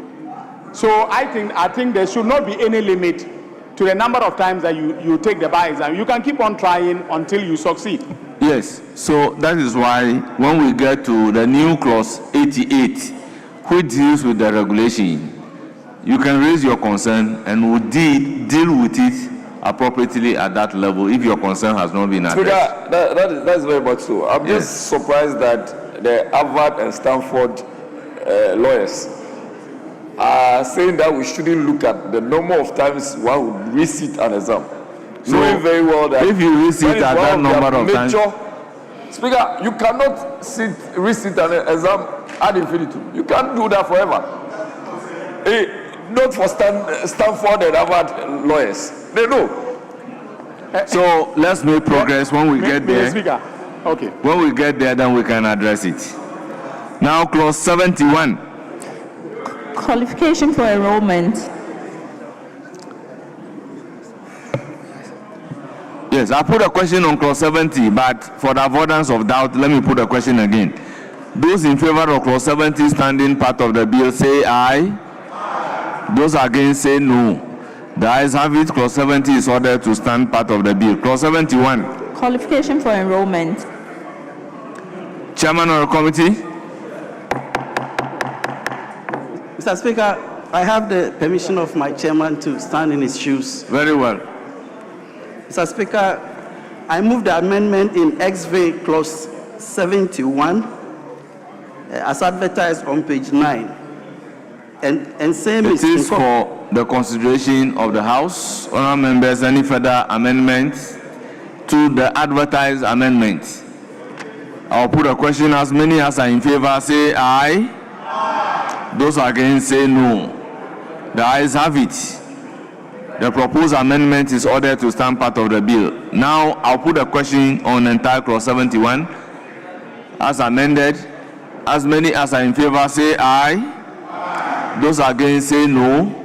The ayes have it. Clause 71 is ordered to stand part of the bill. Clause 72. Issue of qualifying certificate. Chairman of the committee. Speaker, proposed amendment is to delete and insert the following as advertised on page 9 and 10 of the order paper. And it's supposed to be in the name of Osahin Alexander Afenyo Markin.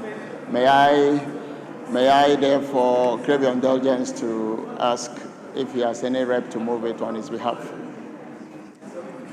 Yes. Chairman, clause 72 is standing in your name.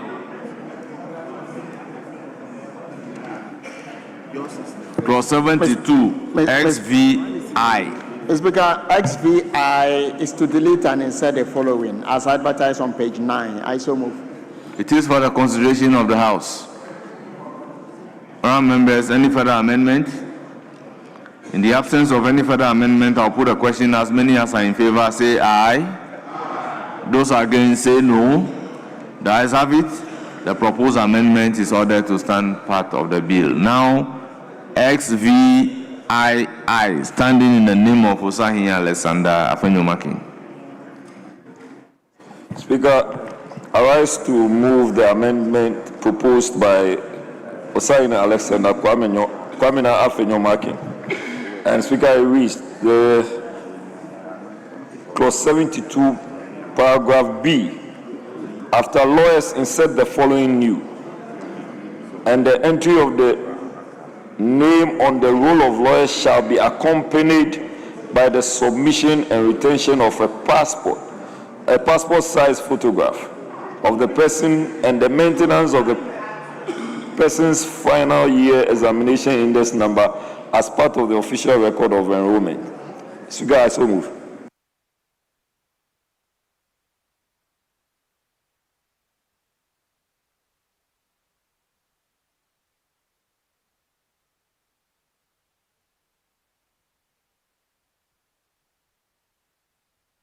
Clause 71 is just one provision.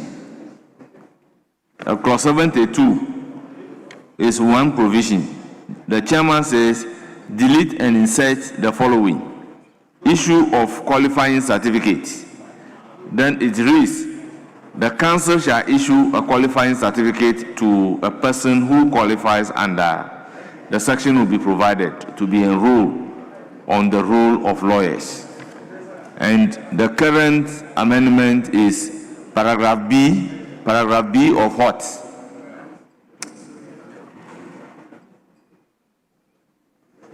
Because the chairman is seeking to delete and then insert. And what the House has now agreed upon to be clause 72 is as advertised at page 9. So the old rendition that he's seeking to propose amendment is no longer part of the bill to be proposed, to propose amendment to. Is no longer part of the bill. Speaker, can we now make it a new subclause?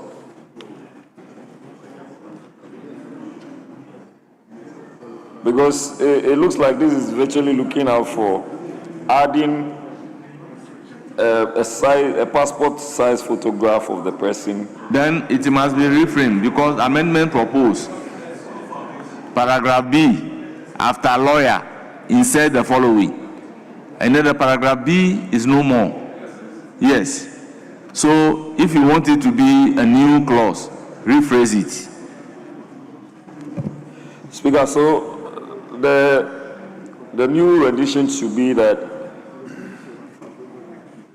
the entry of the name on the roll of lawyers shall also be accompanied by the submission and retention of a passport-size photograph of the person and the maintenance of the person's final year examinations index number as part of the official record of enrollment.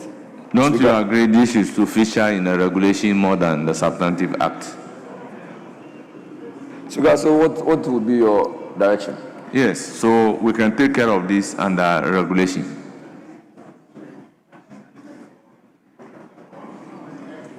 Speaker, well, if we can take care of it under regulation, which is not a bad idea, sometimes we also need to be guided if we can have this lifted, because it's not a bad suggestion.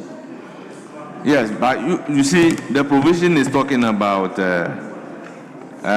putting them in the role of a lawyers. But yours is talking about the manner in which they should keep it. You understand? That's why I feel that that can go into a specific regulation rather than being part of the substantive act.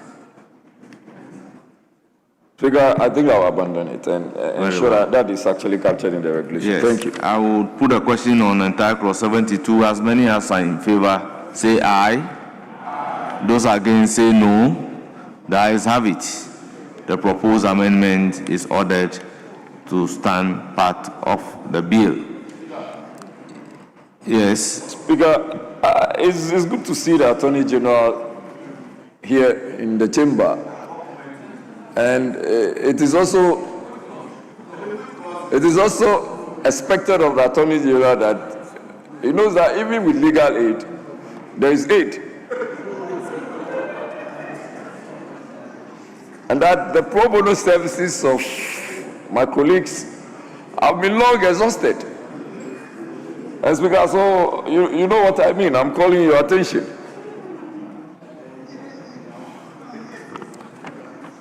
Yes. Speaker, we are enjoined under law to offer pro bono services. And that is exactly what we are doing for the AG. Mr. Speaker, let the record reflect that. Honourable members, if you even legislate a free service, is it free then? You know that one of the things you have trained me to understand is to engage. So, Speaker, per your training, I'm engaging the AG and his Ghana Legal Aid Office and the whip of the majority.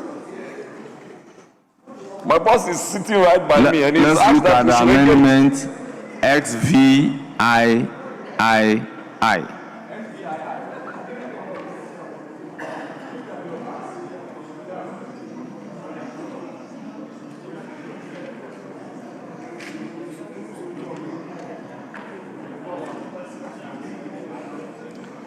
Yes, Chairman of the committee. Speaker, XVIII is a proposed new clause.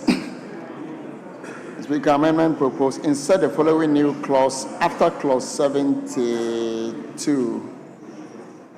In the case of the window document, that will be after clause 75. Speaker, as advertised on page 10, and that has to do with enrollment on the role of lawyers. Yes, but 72 is saying that the council shall issue a qualifying certificate to a person who qualifies under section to be enrolled on the role of lawyers. So this one is dealing with the enrollment on the role of lawyers. Very well. I'll put a question. As many as are in favor, say aye. Aye. Those against, say no. The ayes have it. The proposed amendment is ordered to stand part of the bill. Now I'll put a question on the entire clause, the new clause. Yeah, it's a new clause. So we move to clause 70.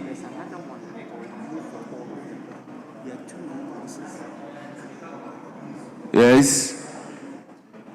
Speaker, if I recall, the terms of the present amendment that we just passed creates a discretionary process.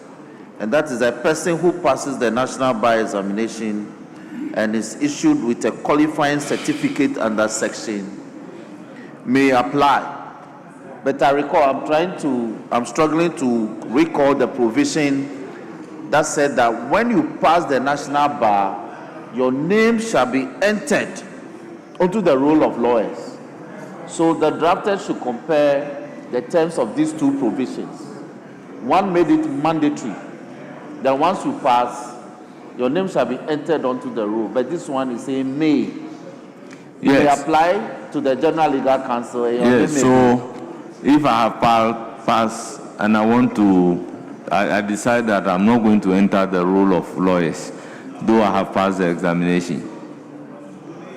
Speaker, it doesn't appear to be, it's a process that cannot be disconnected. It's a process that is so mandatory. So I just want to draw the draftman's attention So if such being the case, do we need this new clause? If your qualifying certificate automatically qualifies you to be entered into the roll of lawyers, do we need this provision? But then we don't need it because yes, the earlier provision is that. Let me hear from the AG. Okay. Mr. Speaker, the current practice is that the fact that you have passed the qualifying exam does not necessarily qualify you to be enrolled on the roll of lawyers. The reason is simply because, as you and I know, there are issues of character and matters of integrity when it comes to being called to the bar. So currently, the General Legal Counsel can actually refuse to enroll you onto the roll of lawyers, even though you have passed your law school exam, because of character issues. So if, for instance, you are a kleptomaniac, there is no way that the General Legal Counsel will allow you to be enrolled onto the roll of lawyers. Or you have a criminal record after passing the exam, or it has been discovered that you have a criminal record after you have passed the bar exam, they will not allow you to be enrolled. So I think that the question of automatic enrollment should be ruled out. Very well. So the question still stands. Now the new clauses are 2, or they are even 3. Chairman, you remove the second one. Mr. Speaker, the second one has to do with the establishment of the Ghana Law School. There is established by this act the Ghana School of Law as a directorate of the council. I so move, Mr. Speaker. I'll put a question. As many as are in favor say aye. Those against say no. The ayes have it. The new clause is ordered to stand part of the bill. Yes, Chairman, move the third one.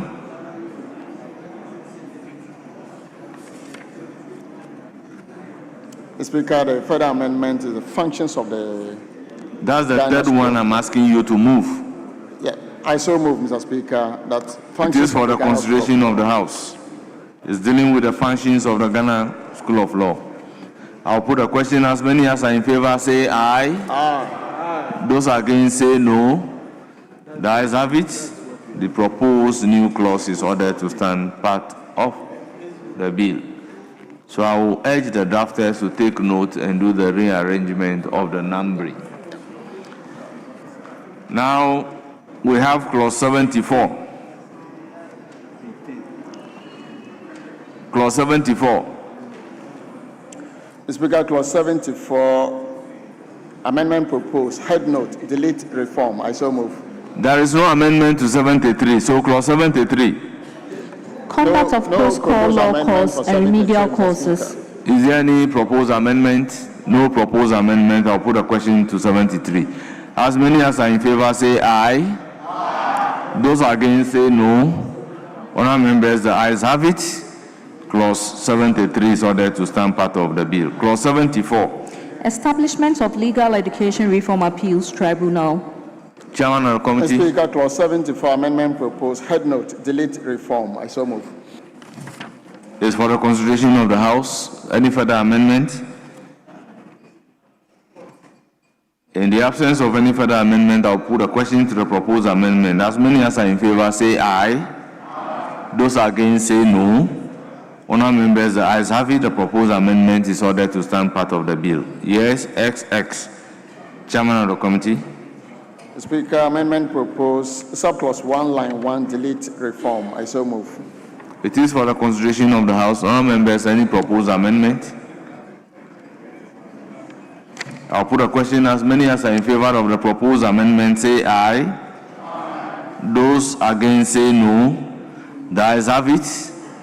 The second proposed amendment to clause 74 by the chairman of the committee is ordered to stand part of the bill. Now to the entire clause 74. As many as are in favor, say aye. Those against, say no. Honourable members, the ayes have it. Clause 74 is ordered to stand part of the bill. 75. Composition of tribunal.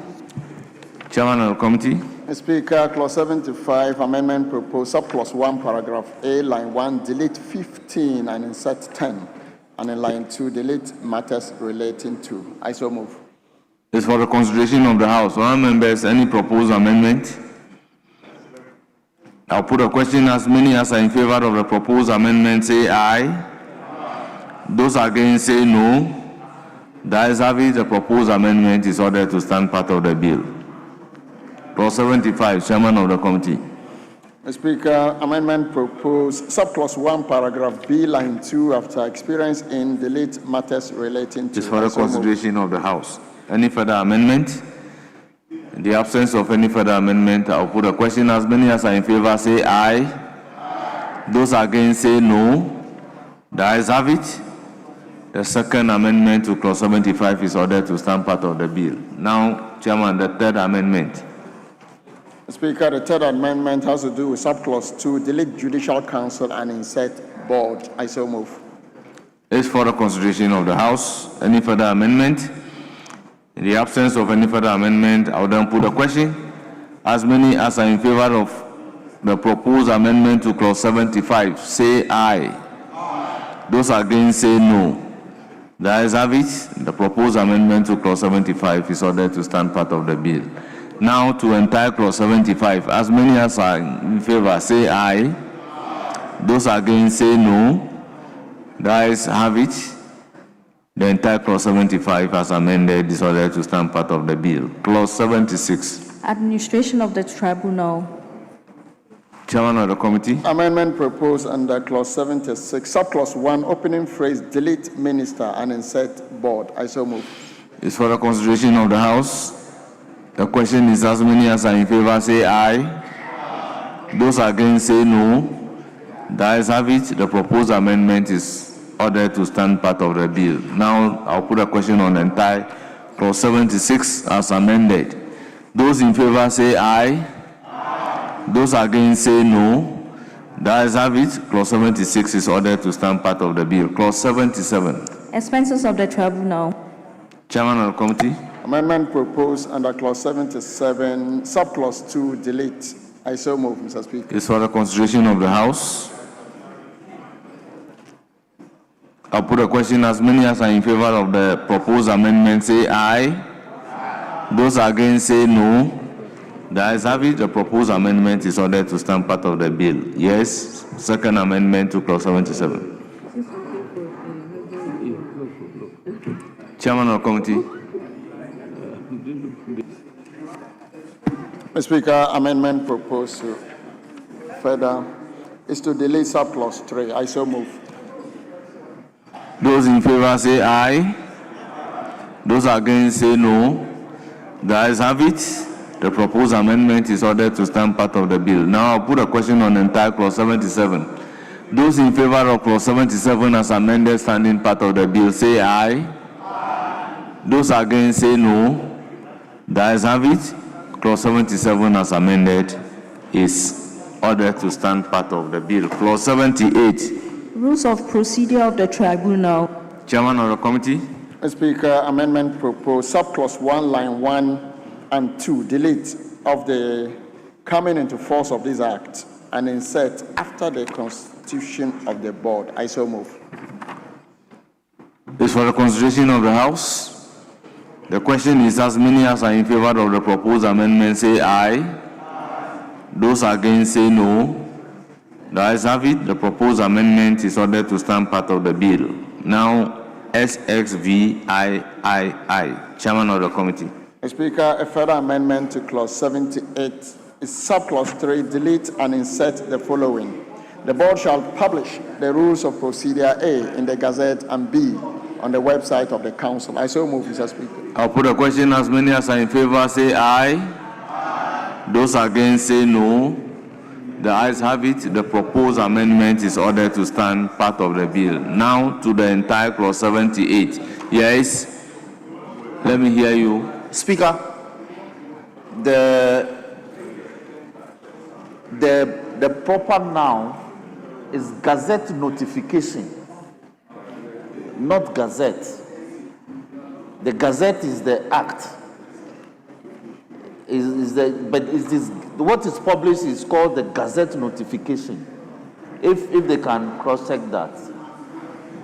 I've cross-checked and it's Gazette notification. What did the provision say in Article 106?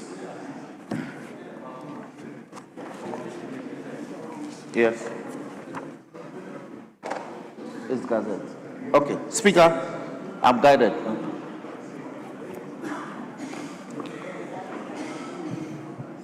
I'll put a question. As many as are in favor of entire clause 78 standing part of the bill say aye. Those against say no. 79, no problem. The ayes have it. The proposed amendment, the clause 78 as variously amended, is ordered to stand part of the bill. Clause 79. Right of appeal. Mr. Speaker, no proposed amendment. It is for the consideration of the House. In the absence of any further amendment to clause 79, I'll put a question. Those in favor say aye. Those against say no. The ayes have it. Clause 79 is ordered to stand part of the bill. Yes. Minority. Chief Whip. Speaker, I'm just trying to draw our attention that are related to leader, that we'll draw the curtains at 78. So, Speaker, there is an agreement, and we will finish it. We'll finish it tomorrow. There's no question mark about that. So they will have some agreement. Oh, leader, don't look. Roxanne, it's getting to 9 o'clock. Tomorrow we'll come and finish it. I understand the principle. I beg you. You'll be there. Yes, Honorable Minority Chief Whip. I was drawing our attention to Majority an Leader. agreement we had with the Majority Leader, what do you say? I spoke to your boss. Don't go against your boss. Please don't. Yes, but my suggestion is that from 82, it deals with a different subject matter. So we can wind this up with 81. Then we are good to go. So 82 onwards deals with a different subject matter. Speaker, this one we support you. You have our vote. Roxy, we support the AG and Speaker. Yes, clause 80. Decisions of the Tribunal. Chairman of the committee. Mr. Speaker, it's the amendment proposed, subclause 3, delete. I so move. It's for the consideration of the House. In the absence of any further amendment, I'll put a question. As many as are in favor of clause, the proposed amendment say aye. Those against say no. The ayes have it. The proposed amendment is ordered to stand part of the bill. Now clause 80 as variously amended. Those in favor say aye. Those against say no. The ayes have it. Clause 80 is ordered to stand part of the bill. Clause 81. Appeal against decision of the Tribunal. Mr. Speaker, no advertised amendments, please. It is for the consideration of the House. Honourable members, any proposed amendment to clause 81? The question is, those in favor say aye. Those against say no. The ayes have it. Clause 81 is ordered to stand part of the bill.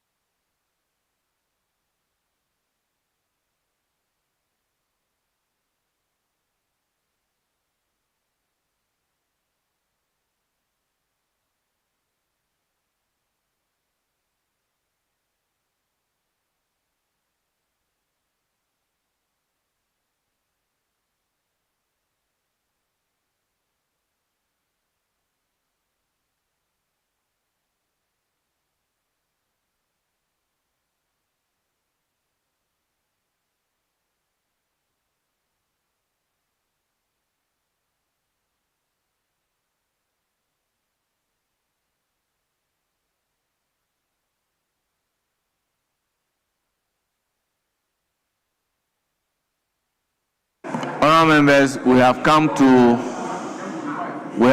the end of consideration stage of the legal education reform bill.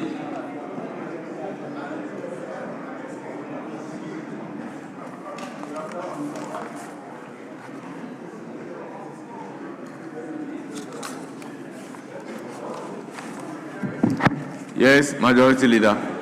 Speaker, I believe that we have done more than 5 hours. Speaker, before I defer to you, may I use the opportunity to thank you especially and the entire House, the members for their commitment to ensuring that some of the major businesses have been done.